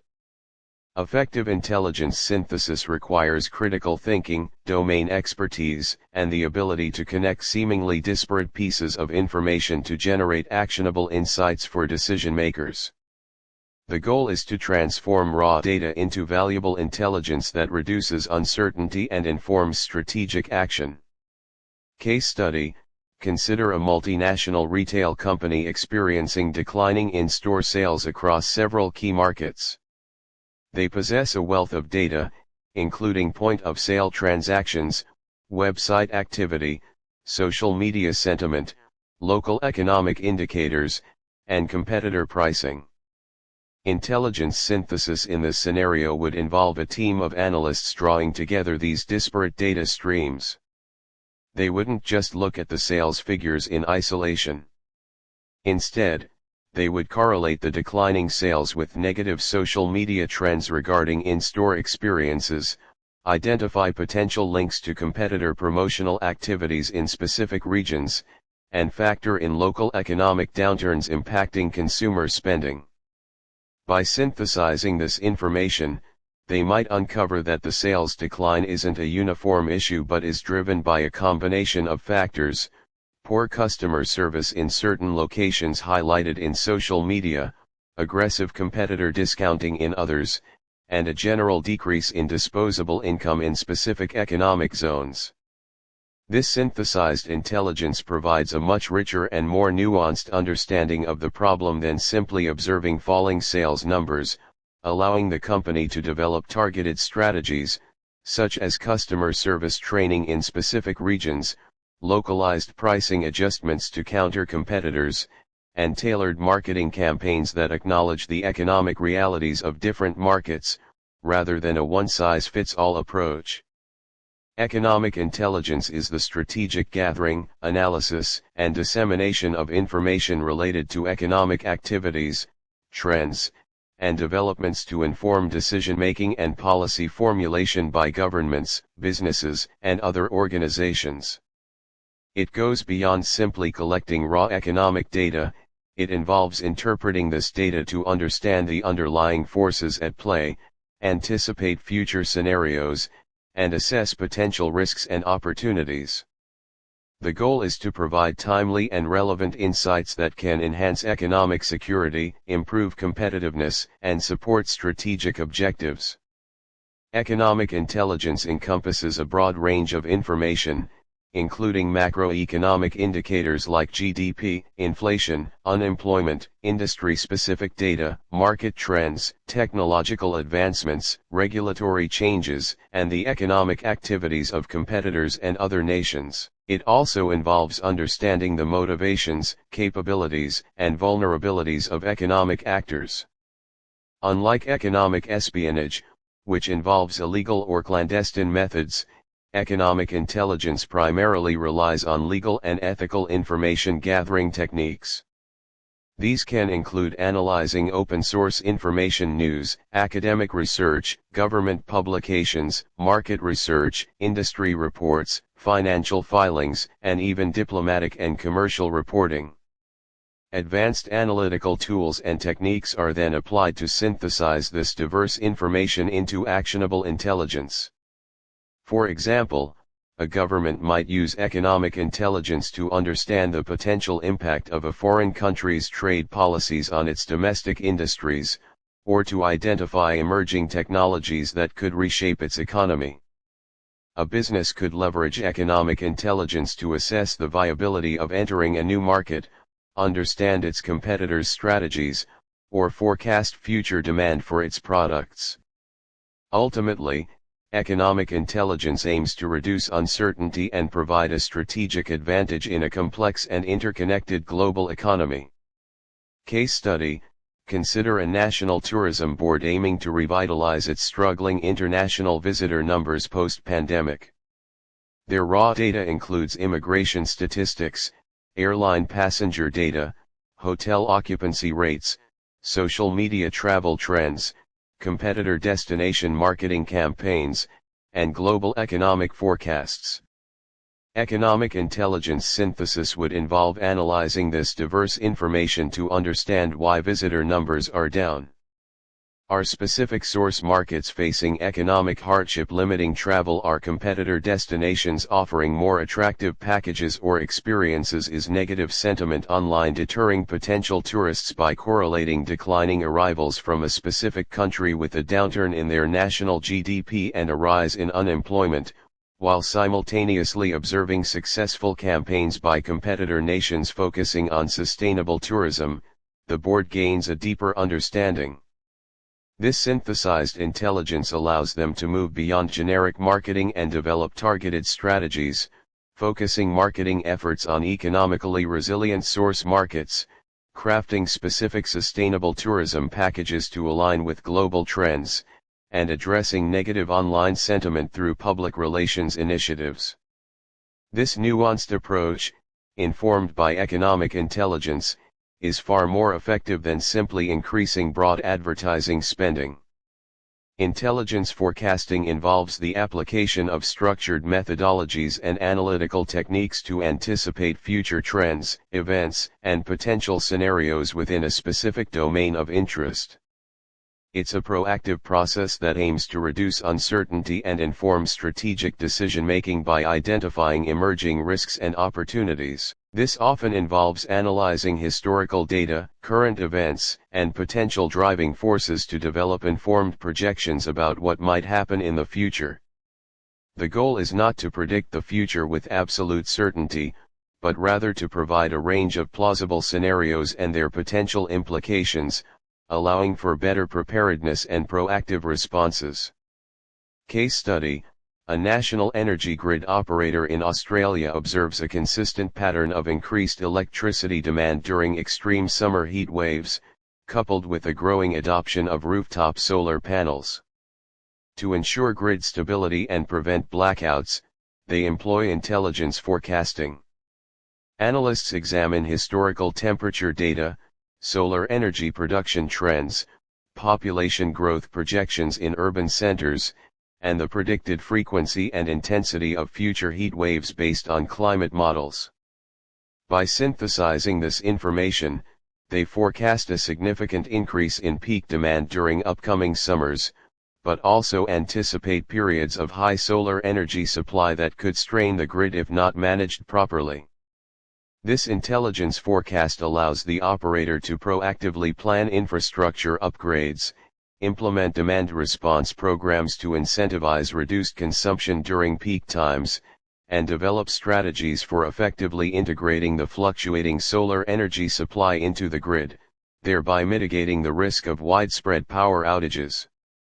Mutual intelligence paints a picture of intellectual reciprocity, a dynamic interplay where understanding and insight are not solely generated or possessed by a single entity but rather emerge from the synergistic interaction between two or more parties. This isn't simply about sharing information, it's about a deeper engagement where each participant actively contributes their perspectives, knowledge, and analytical abilities, leading to a richer and more nuanced comprehension that transcends the sum of individual contributions.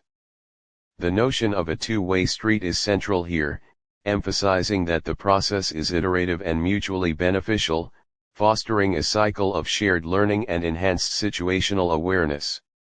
When entities achieve mutual intelligence, their understanding of a situation becomes congruent, allowing for more effective coordinated action and a greater capacity to anticipate and respond to challenges or opportunities.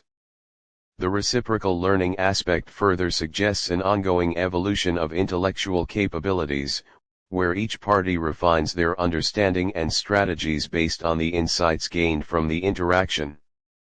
Joint problem solving, fueled by mutual intelligence, becomes a powerful tool as diverse perspectives converge to dissect complex issues, leading to more innovative and robust solutions than could be achieved in isolation. Case study: consider a joint task force comprised of local police and federal investigators tackling a complex drug trafficking ring operating across state lines. Initially, each agency possesses fragmented intelligence. Local police have street-level contacts and knowledge of past activities in their jurisdiction, while federal agents have broader surveillance capabilities and insights into international connections. Point 1 Through regular joint briefings and collaborative analysis sessions, they actively share their distinct pieces of the puzzle. Local detectives provide crucial context and identify key individuals based on their on-the-ground experience, while federal analysts contribute network diagrams and financial transaction analysis. This isn't just a one-way flow of information, each side probes the other's findings, challenging assumptions, and offering alternative interpretations based on their unique perspectives. This iterative process of sharing, questioning, and analyzing leads to a more comprehensive and nuanced understanding of the trafficking network's structure, operations, and key players than either agency could have achieved independently. Their shared situational awareness becomes more congruent, enabling them to coordinate a more effective and synchronized takedown operation. The process also fosters reciprocal learning, with local police gaining insights into sophisticated financial tracking and federal agents developing a deeper understanding of local criminal dynamics, enhancing their future collaborative capabilities. The successful dismantling of the drug ring serves as a testament to the power of mutual intelligence in tackling complex, multi-jurisdictional challenges.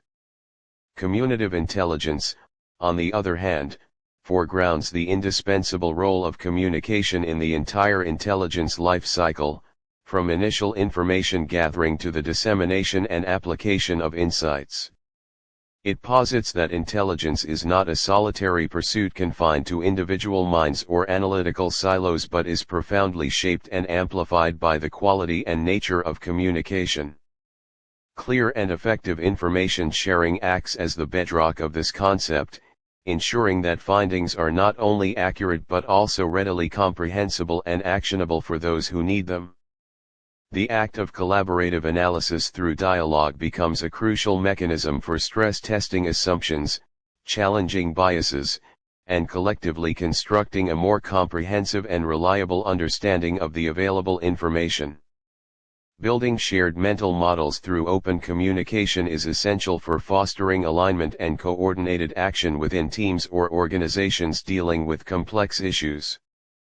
Furthermore, communicative intelligence extends to the interpersonal realm of information gathering, recognizing that social intelligence and effective communication skills are vital for eliciting valuable information from sources and building the necessary trust and rapport. Ultimately, this concept underscores that the ability to articulate, exchange, and discuss information effectively is not merely a supporting function of intelligence but an integral component that significantly enhances its generation, dissemination, and ultimate impact. Case study: a software development team is struggling to diagnose a critical bug causing intermittent system crashes. Individual developers have isolated pieces of the problem within their own code modules, but a holistic understanding remains elusive. To leverage communicative intelligence, they institute daily bug scrub meetings. During these sessions, developers clearly articulate their findings, even partial ones, and demonstrate the observed behavior. Through open dialogue, they challenge each other's assumptions about the root cause, collectively explore potential interactions between different code sections, and visualize the system's architecture on a shared whiteboard, building a shared mental model of the problem. A junior developer's clear articulation of an unusual log entry, initially dismissed, sparks a discussion that leads to the identification of a previously overlooked communication error between two modules. This collaborative analysis, facilitated by clear communication, enables the team to pinpoint the root cause and implement a fix much faster than if each developer had continued to work in isolation. The team's ability to effectively communicate their individual findings and engage in collective problem solving directly amplifies their intelligence about the bug and its origins, leading to a swift resolution. Xtelligence, in contrast to the internally situated and biologically constrained processes of intelligence, represents the distributed cognitive ecosystem we collectively create and inhabit. Point 1 coined by Stewart and Cohen, it encompasses the entirety of our accumulated cultural capital, manifested in external media such as language, books, digital archives, scientific instruments, and social practices. Point 2 While intelligence resides within the neural networks of individual brains, xtelligence exists as a vast, evolving network of accessible knowledge, tools, and procedures that transcends the capacity of any single individual. Point 3 The critical distinction lies in the locus of cognition and knowledge. Intelligence, even when considering its distributed nature across brain regions, remains fundamentally an individual attribute. It is the capacity for information processing, learning, problem solving, and adaptation that arises from the complex dynamics of neuronal activity. Xtelligence, conversely, is externalized cognition, for it is the product of countless individual intelligences interacting, building upon previous contributions, and structuring information in ways that can be accessed and utilized by others. Point 5 Think of mathematics. The foundational concepts and intricate theorems exist as part of xtelligence, a framework any individual with sufficient internal intelligence and appropriate access can learn and apply, often far exceeding what they could independently derive. Furthermore, the mechanisms of evolution and change differ significantly. Biological intelligence evolves through the slow, incremental processes of natural selection acting on genetic variation. While cultural evolution can also be gradual, xtelligence exhibits a far greater capacity for rapid and directed change through conscious innovation, dissemination of knowledge, and the deliberate construction of new tools and systems. The invention of the printing press, the development of the Internet, or the refinement of scientific methodologies represent punctuated bursts of change within the xtelligence sphere, dramatically altering the landscape of available knowledge and cognitive tools in ways that biological intelligence cannot achieve on its own time scale. The nature of access and utilization also distinguishes the two.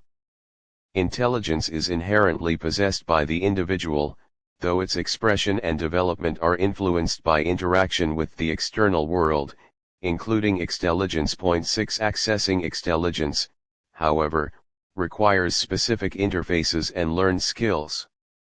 Reading, using a computer, understanding scientific notation, these are all abilities that bridge the gap between individual intelligence and the vast resources of extelligence. The efficiency and breadth of this access are crucial determinants of how effectively an individual can leverage the collective cognitive power embedded in extelligence. A highly intelligent individual with limited access to or understanding of extelligence will be comparatively constrained in their problem-solving and knowledge acquisition compared to someone with well-developed access skills, even if their internal processing power is somewhat less. The relationship between intelligence and extelligence is one of dynamic interplay and amplification. 7 Individual intelligence is essential for creating, interpreting, and utilizing extelligence. 8 Conversely, extelligence acts as a cognitive amplifier, extending the reach and power of individual intelligence far beyond its inherent biological limitations. Scientific knowledge, for example, built over centuries and codified in journals and databases. Extelligence allows contemporary scientists to tackle problems of a complexity that would have been unimaginable to even the most brilliant individuals of the past working in isolation. This synergistic relationship is fundamental to human progress and the development of increasingly sophisticated technologies and understanding of the world. 9. Case study: consider the Human Genome Project. Individual scientists, leveraging their intelligence and existing scientific extelligence, biology, chemistry, technology, developed the tools and methodologies to map the entire human genome. This map, the complete sequence of human DNA, became a monumental piece of extelligence, publicly accessible in databases. Individual researchers, regardless of their own capacity to independently sequence a genome, can now access and utilize this vast dataset to study genetic predispositions to disease, understand human evolution, and develop new therapies. The insights derived from this extelligence are far beyond what any single scientist could have achieved alone. The ongoing annotation and analysis of the human genome, a collaborative effort involving countless researchers building upon the existing extelligence, exemplifies the rapid evolution and refinement of this external knowledge base. New discoveries and interpretations continuously add to its value. The ability of a researcher to effectively utilize this genomic extelligence depends on their individual intelligence, e.g., understanding of genetics, statistical analysis, and their access to the necessary computational tools and databases. A brilliant geneticist without access to the genomic data or the skills to analyze it is limited in their ability to contribute.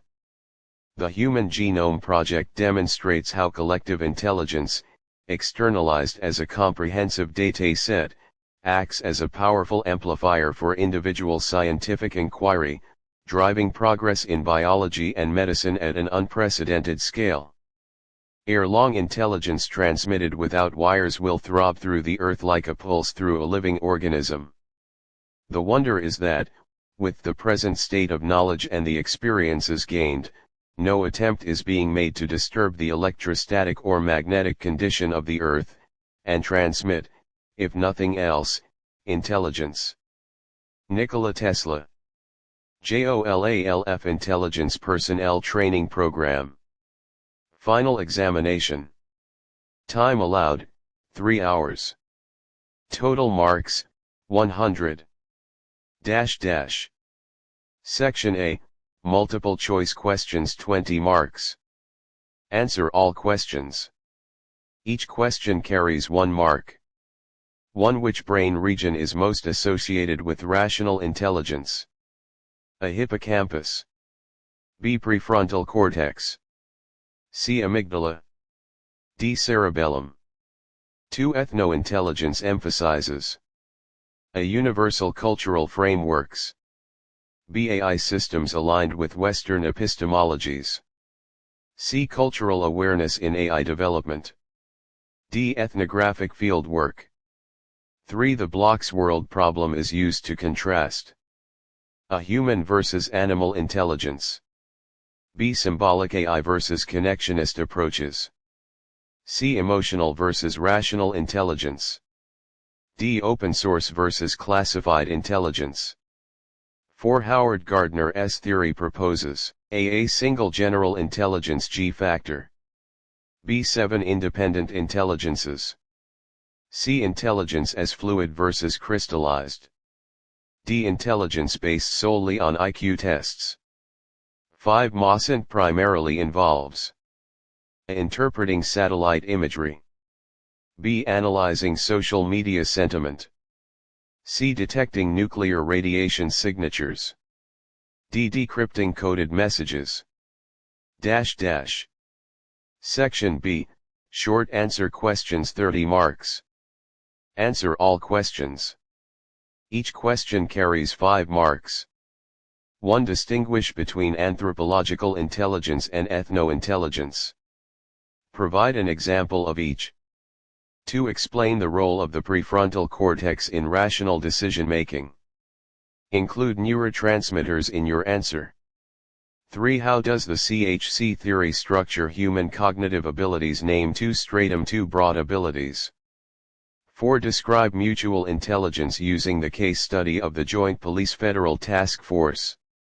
5. Why is fossilized intelligence a critique of LLMs like AlphaGo? Section C, essay questions 30 marks. Answer any 2 questions. Each question carries 15 marks. 1. Compare Gardner's multiple intelligences theory with the CHC model. How might each inform workforce training at J.O.L.A.L.F? 2. Intelligence is not merely analytical but culturally situated. Discuss using the independent bookstore case study and the Venona Project SIGINT example. 3. Analyze how Xtelligence, e.g. the Human Genome Project, amplifies individual intelligence. Include challenges in accessing Xtelligence. Section D, case study analysis 20 marks. Answer all parts. Scenario. A rural Australian town reports a sudden spike in youth vandalism. Local police attribute it to boredom, but tribal elders note tensions over a proposed mining project on sacred land.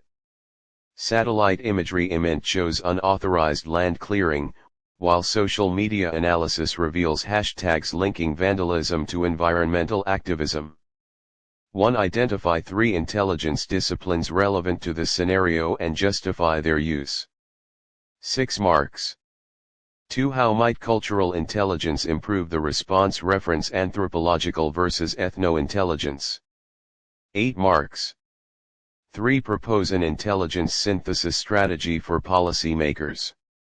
6 marks. Bonus question 10 marks. Hector Levesque critiques book knowledge as inferior to street smarts. How does J.O.L.A.L.F's training program reconcile this tension? Use course concepts like prototyping intelligence and sapient intelligence. Answer key. Sample excerpts. Section A. 1b Prefrontal cortex. 2c Cultural awareness in AI development. 3b Symbolic AI versus connectionist approaches. 4b 7 Independent intelligences. 5c Detecting nuclear radiation signatures. Section B.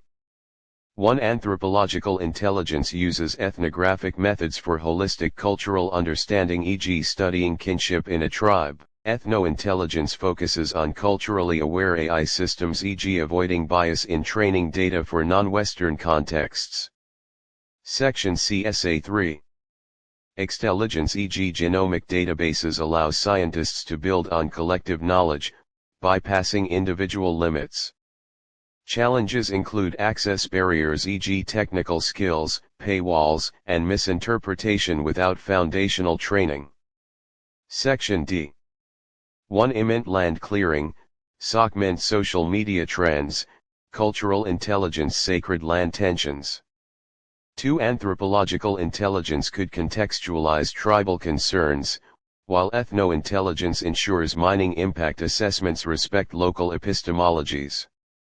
Bonus. J.O.L.A.L.F balances book knowledge e.g. CHC theory with street smarts through prototyping, trial and error problem solving and sapient intelligence, cultural emotional reasoning in field work. Instructions for grading. Award partial marks for partially correct answers. Prioritize clarity, application of course concepts, and critical analysis in essays. Bonus marks for innovative synthesis of multiple frameworks.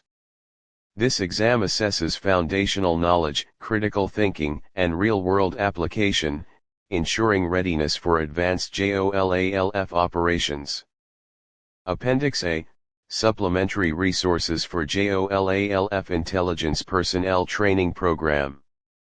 This appendix provides curated resources, including readings, tools, case studies, and practical guides, to support the learning outcomes of the J.O.L.A.L.F Intelligence Personnel Training Program.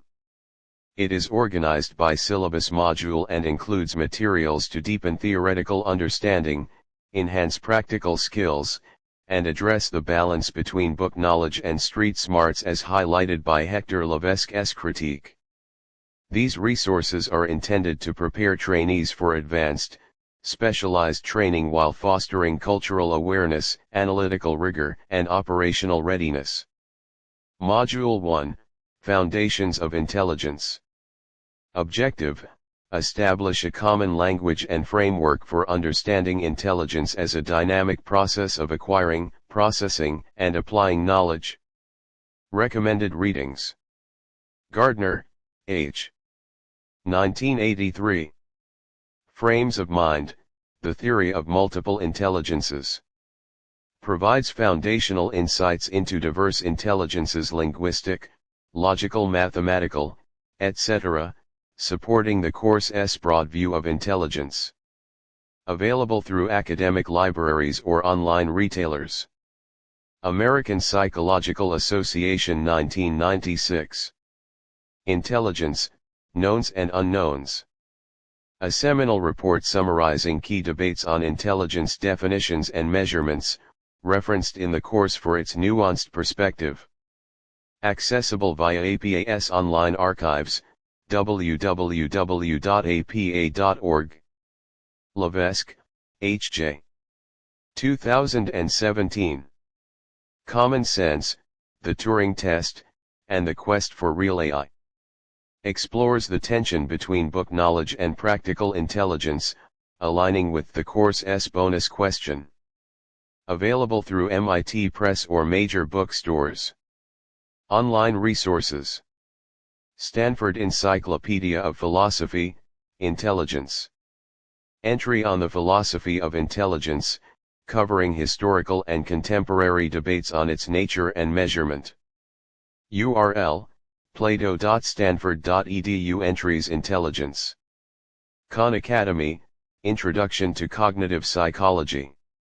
Free video series on cognitive processes like learning, problem solving, and adaptation, reinforcing the module's focus on intelligence as a dynamic process.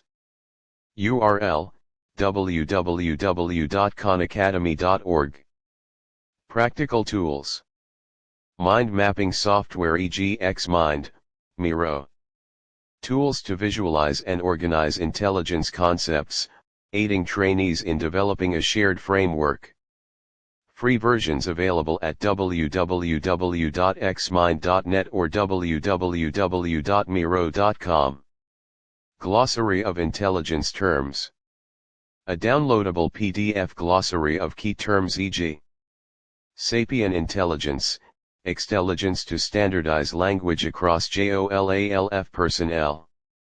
Suggested resource, adapted from CIA's Intelligence Glossary, available at www.cia.gov. Case Study Supplement.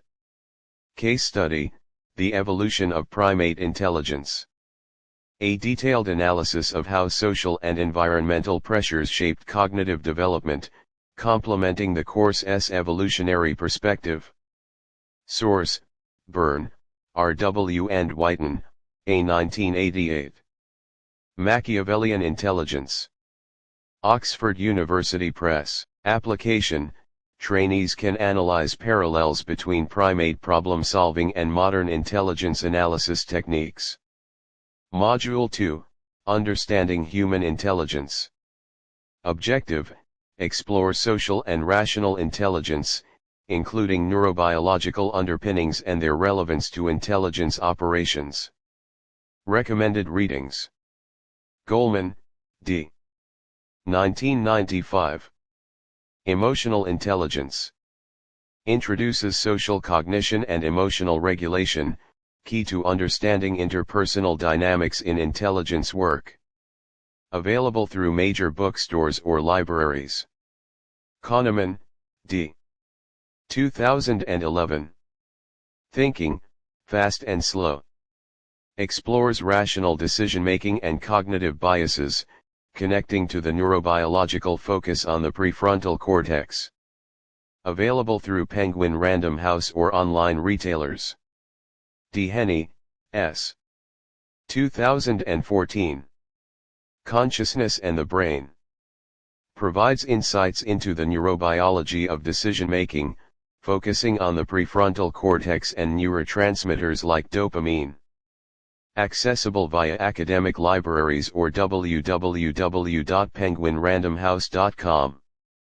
Online resources. Neuroscience for Beginners Coursera. Free course covering the role of the prefrontal cortex, limbic system, and neurotransmitters in rational thought. URL: www.coursera.org. TED Talk, The Social Brain by Matthew Lieberman. Discusses social intelligence and nonverbal communication, relevant to intelligence operations. URL: www.ted.com. Practical Tools. Cognitive Bias Codex. A visual guide to common cognitive biases, e.g. confirmation bias, to enhance critical thinking in rational intelligence tasks. Available as a free download, www.designhacks.co. Nonverbal Communication Observation Guide. A checklist for analyzing body language and facial expressions, useful for field work. Suggested resource, adapted from FBI's Behavioral Analysis Training Manual. Request access via J.O.L.A.L.F Training Coordinator. Case Study Supplement. Case Study, Chess Mastery and Human Intelligence. Expanded analysis of how chess players develop pattern recognition and strategic thinking, with parallels to intelligence analysis. Source: Erickson, K.A. and Charnas, N. 1994. Expert Performance. Psychological Review. Application: trainees can simulate chess-based decision-making exercises to practice rational intelligence. Module 3, Introduction to Cultural Intelligence. Objective: develop cultural awareness through anthropological and ethno-intelligence frameworks, emphasizing their role in intelligence work. Recommended readings: Geertz, C. 1973. The Interpretation of Cultures. Foundational text on anthropological intelligence and ethnographic methods for understanding cultural contexts. Available through basic books or academic libraries. Ethnomathematics and AI, Cultural Epistemologies in Technology. Article exploring ethno-intelligence in AI development, emphasizing culturally aware systems. Source: D. Ambrosio, U. 2006. Ethnomathematics. Sense Publishers. Available via www.springer.com. Early, P.C. and Eng, S. 2003. Cultural Intelligence, Individual Interactions Across Cultures. Introduces cultural intelligence as a framework for navigating diverse cultural boundaries. Available through Stanford University Press. Online resources. Cultural Intelligence Center free resources. Offers introductory articles and self-assessments on cultural intelligence. URL: www.culturalq.com. Ethnography Basics YouTube series. Free videos on ethnographic methods for anthropological intelligence, including participant observation techniques. URL: www.youtube.com. Search Ethnography Basics. Practical tools. Cultural Context Analysis Template. A structured worksheet for analyzing cultural factors, e.g. kinship, beliefs in intelligence scenarios. Suggested resource, adapted from USAID's Cultural Analysis Framework, available at www.usaid.gov. Ethno-Intelligence AI Checklist. A guide to evaluate AI systems for cultural bias, ensuring alignment with ethno-intelligence principles. Source: inspired by IEEE's ethically aligned design, available at standards.ieee.org. Case Study Supplement. Case Study: Rural Australian Vandalism and Cultural Tensions. Expanded analysis of the mining project conflict, with ethnographic interviews from tribal elders and social media sentiment analysis. Source: hypothetical extension of course case study, inspired by real-world indigenous land disputes, e.g. Adani mine protests. Application: trainees can practice applying anthropological and ethno-intelligence lenses to propose culturally sensitive interventions. Module 4, Core Intelligence Skills. Objective: equip personnel with foundational techniques in observation, information gathering, analysis, and communication. Recommended readings. Hoover, R.J. 1999. Psychology of Intelligence Analysis. Classic text on structured analytic techniques to mitigate biases and improve analysis. Available via CIA's Center for the Study of Intelligence, www.cia.gov. Bowden, M. 2001. Killing Pablo. A case study-driven narrative on intelligence gathering and analysis in counter-narcotics operations. Available through Penguin Books or libraries. Wang, Y.H. and Hung, T. 2017. Effective Communication in Intelligence Operations. Focuses on clear dissemination of intelligence findings. Available via academic journals, e.g. JSTOR. Online resources. Open Source Intelligence Ascent Training Bellingcat. Free tutorials on gathering and verifying open source information, including social media analysis. URL: www.bellingcat.com. Structured Analytic Techniques Globally TICA. Online course snippets on techniques like analysis of competing hypotheses, ACH. URL: www.globallytica.com. Practical tools. Ascent Toolkit. A curated list of free tools, e.g. Maltago, TweetDeck for gathering and analyzing open source data. Available at osintframework.com. After Action Review AAR template. A structured format for debriefing and learning from intelligence operations, emphasizing communication skills. Suggested resource, adapted from U.S. Army SAAR guide, available at www.army.mil. Observation Log Template. A customizable log for recording field observations, enhancing attention to detail. Source: inspired by FBI's Field Observation Protocols. Request access via J.O.L.A.L.F Coordinator. Case Study Supplement. Case Study: Financial Analyst's Stock Price Investigation. Extended analysis of the course's financial analyst case, including sample datasets and structured analytic techniques, e.g. SWOT analysis. Source: hypothetical extension, inspired by real-world financial intelligence reports. Application: Trainees can practice data collation and report writing using provided data sets. Additional resources for exam preparation. General references. APA Dictionary of Psychology. Comprehensive definitions of intelligence-related terms, e.g. rational intelligence, CHC theory. URL, dictionary.apa.org. Intelligence Community Directives, ICDs.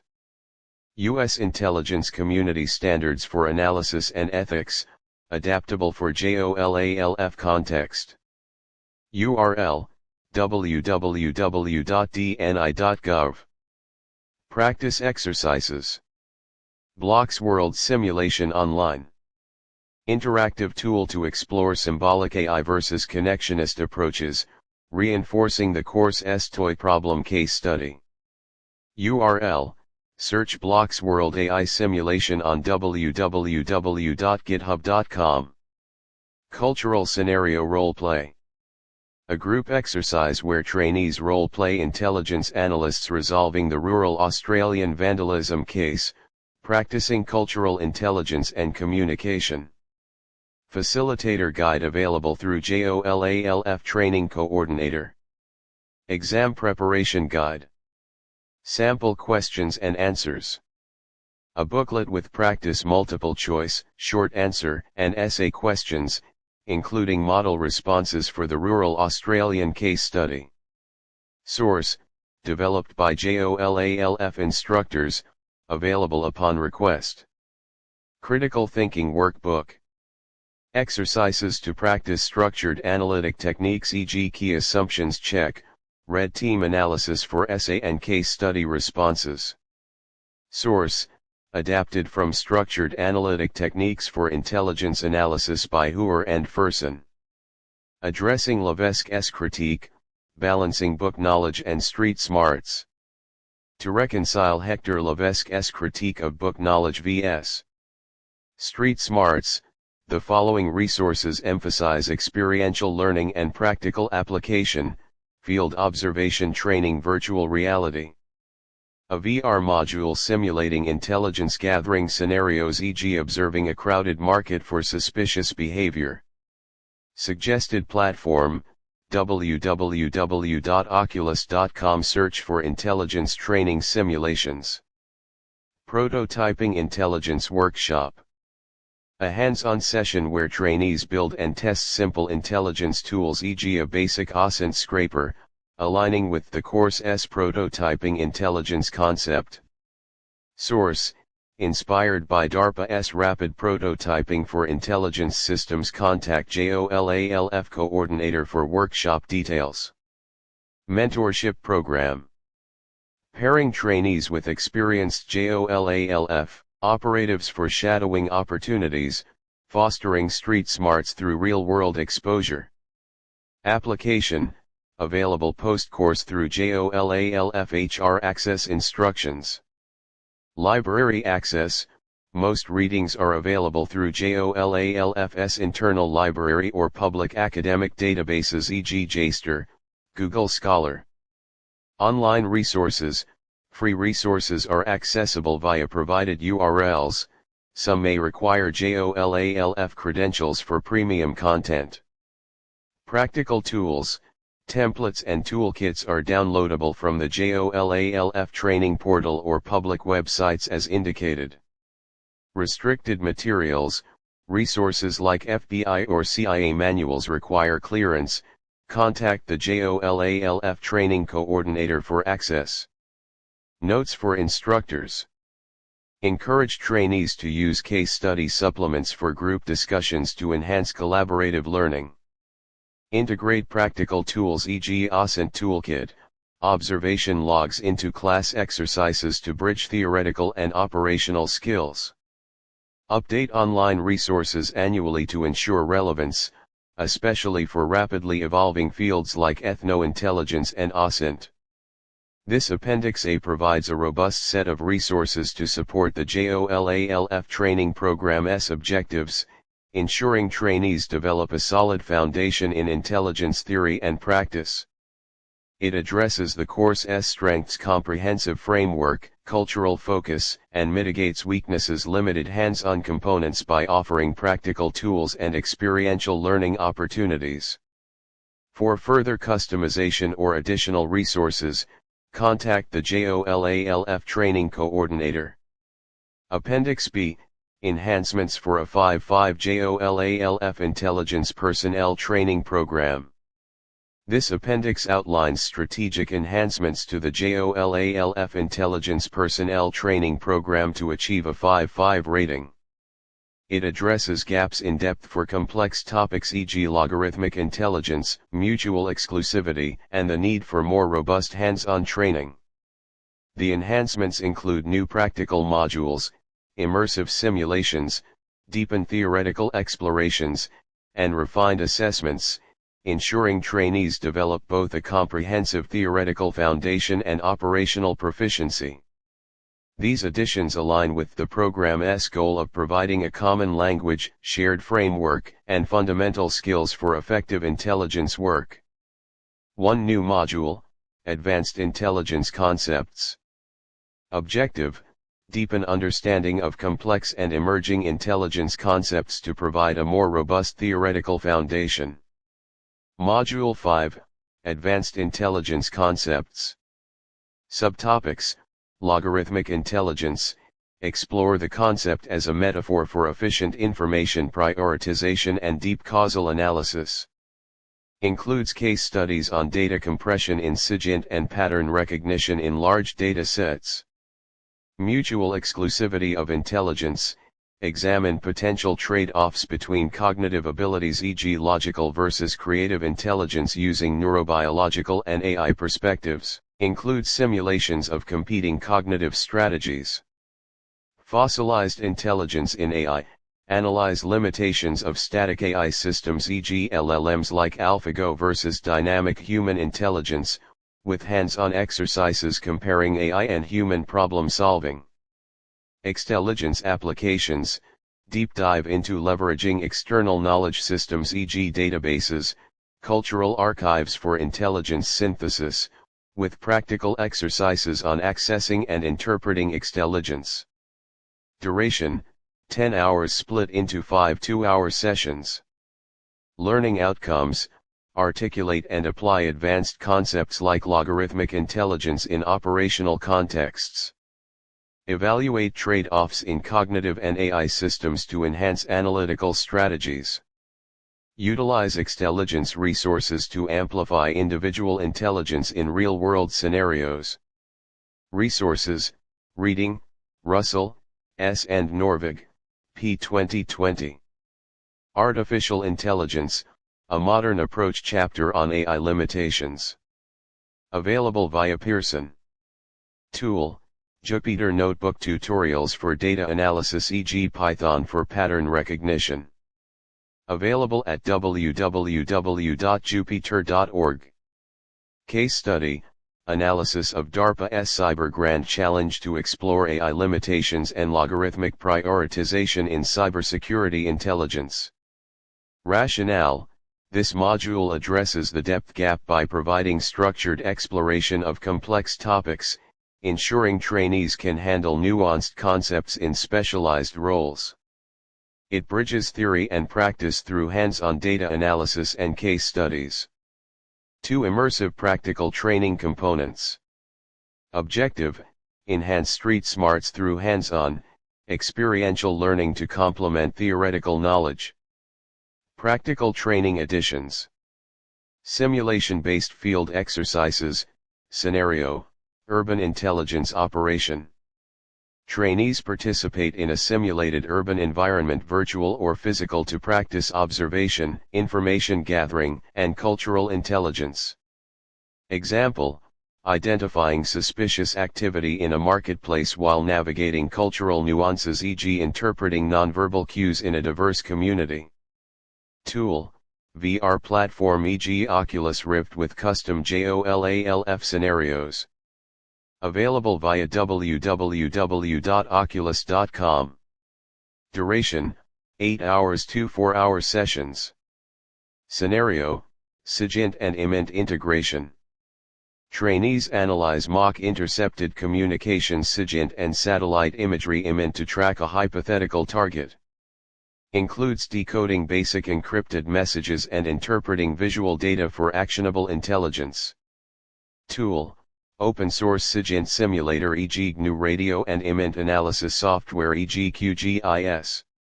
Available at www.newradio.org and www.qgis.org. Duration: 6 hours 3 2-hour sessions. Prototyping Intelligence Workshop. Trainees design and test a simple intelligence tool e.g. a basic OSINT scraper or a cultural context analysis app in small groups. Feedback loops refine prototypes, mirroring real-world intelligence development. Tool: GitHub for collaborative coding and prototyping. Available at www.github.com. Duration: 10 hours to 5-hour sessions. Resource: Rapid Prototyping for Intelligence Systems Guide, inspired by DARPA methodologies. Request access via J.O.L.A.L.F coordinator. Mentorship Field Practicum. Trainees shadow experienced J.O.L.A.L.F operatives for 1 week, observing real-time intelligence operations e.g. open-source data collection, stakeholder interviews. Includes debriefs to connect field experiences to course concepts. Duration: 40 hours 1 week, integrated post-course. Resource: J.O.L.A.L.F Mentorship Program Handbook available via HR. Rationale: these exercises address the lack of hands-on components by immersing trainees in realistic scenarios, fostering operational skills like real-time decision-making and cultural sensitivity. They directly counter J.O.L.A.L.F's critique by prioritizing experiential learning. 3. Refined assessment framework. Objective: enhance the final exam to better test practical skills and operational readiness, ensuring a balanced evaluation of theoretical and applied intelligence. Updated final examination structure. Section A, multiple choice questions 20 marks. Unchanged, but add 5 questions on Module 5 topics e.g. logarithmic intelligence, extelligence applications to test deepen theoretical knowledge. Section B, short answer questions 25 marks. Reduce to 5 questions 4 marks each and add a new 5-mark question requiring a practical application e.g. design a brief SIGINT collection plan for a hypothetical target based on the Venona project case study. Section C, essay questions 25 marks. Maintain 2 essays 12.5 marks each, but include a new option. Propose a strategy to integrate anthropological and ethno-intelligence in a real-world operation, referencing the rural Australian vandalism case study. This tests cultural intelligence application. Section D, case study analysis 20 marks. Expand the rural Australian vandalism scenario to include a practical component e.g. trainees analyze mock social media data and satellite imagery provided in class. New question: develop a 5-minute briefing to present your intelligence synthesis to policymakers, emphasizing cultural intelligence. 6 marks. Section E, practical simulation 20 marks. New section: trainees complete a timed simulation e.g. analyzing a mock dataset or resolving a cultural conflict scenario in VR. Example task: using provided IMINT and OSINT data, identify the source of vandalism in a simulated rural town and propose a culturally sensitive response. Graded on accuracy, cultural awareness, and communication clarity. Tool: custom J.O.L.A.L.F simulation platform. Contact training coordinator for access. Bonus question 10 marks. Revised: how does J.O.L.A.L.F's training program integrate prototyping intelligence and communicative intelligence to address J.O.L.A.L's critique of book knowledge versus street smarts? Use examples from your simulation experience. Encourages reflection on practical components. Rationale: The updated exam balances theoretical recall with practical application, testing real-time decision-making, cultural sensitivity, and communication skills. The simulation section directly assesses street smarts, ensuring trainees are operationally ready. For integration of whom, cultural intelligence focus. Objective: strengthen cultural intelligence training to ensure operational effectiveness in diverse contexts. Cultural intelligence intensive. Workshop: ethnographic fieldwork simulation. Trainees conduct mock ethnographic interviews with actors portraying community members, e.g. tribal elders in the Australian case study, practicing anthropological intelligence techniques. Duration: 4 hours. Resource: Ethnography Field Guide by Spradley, available via academic libraries. Ethno-Intelligence AI Design Challenge. Trainees collaborate to propose modifications to an AI system, e.g. a chatbot, to incorporate cultural epistemologies, addressing ethno-intelligence principles.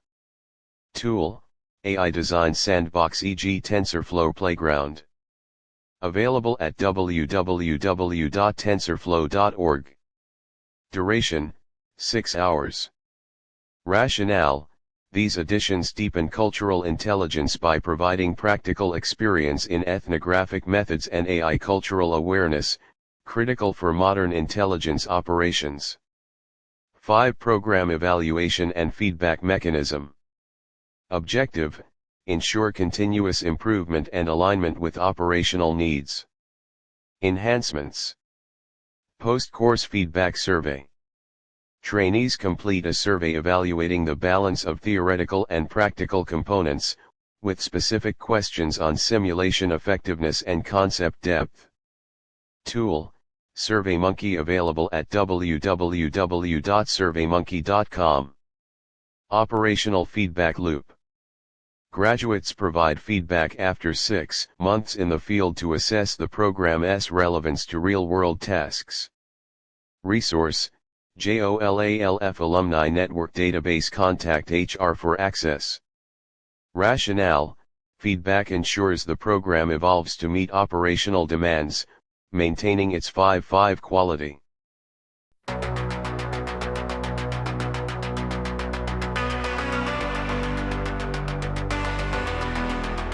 I see the spark behind your eyes tonight, a mind that's racing faster than the light.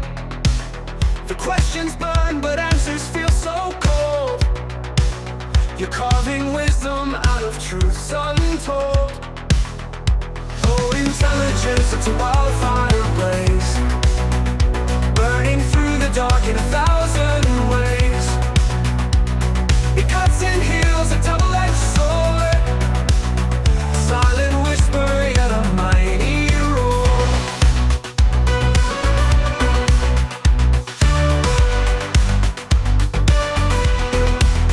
The world that spins, but you don't lose your pace.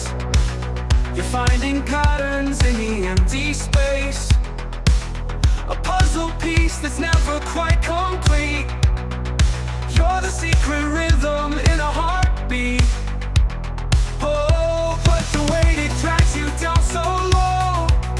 The higher you climb, the less you know. You're a lantern swinging in a cave so deep, awake in the world where the rest just sleep. Oh, intelligence, it's a wildfire blaze, burning through the dark in 1,000 ways. It cuts and heals, a double-edged sword, a silent whisper yet a mighty roar. Oh, but the weight, it turns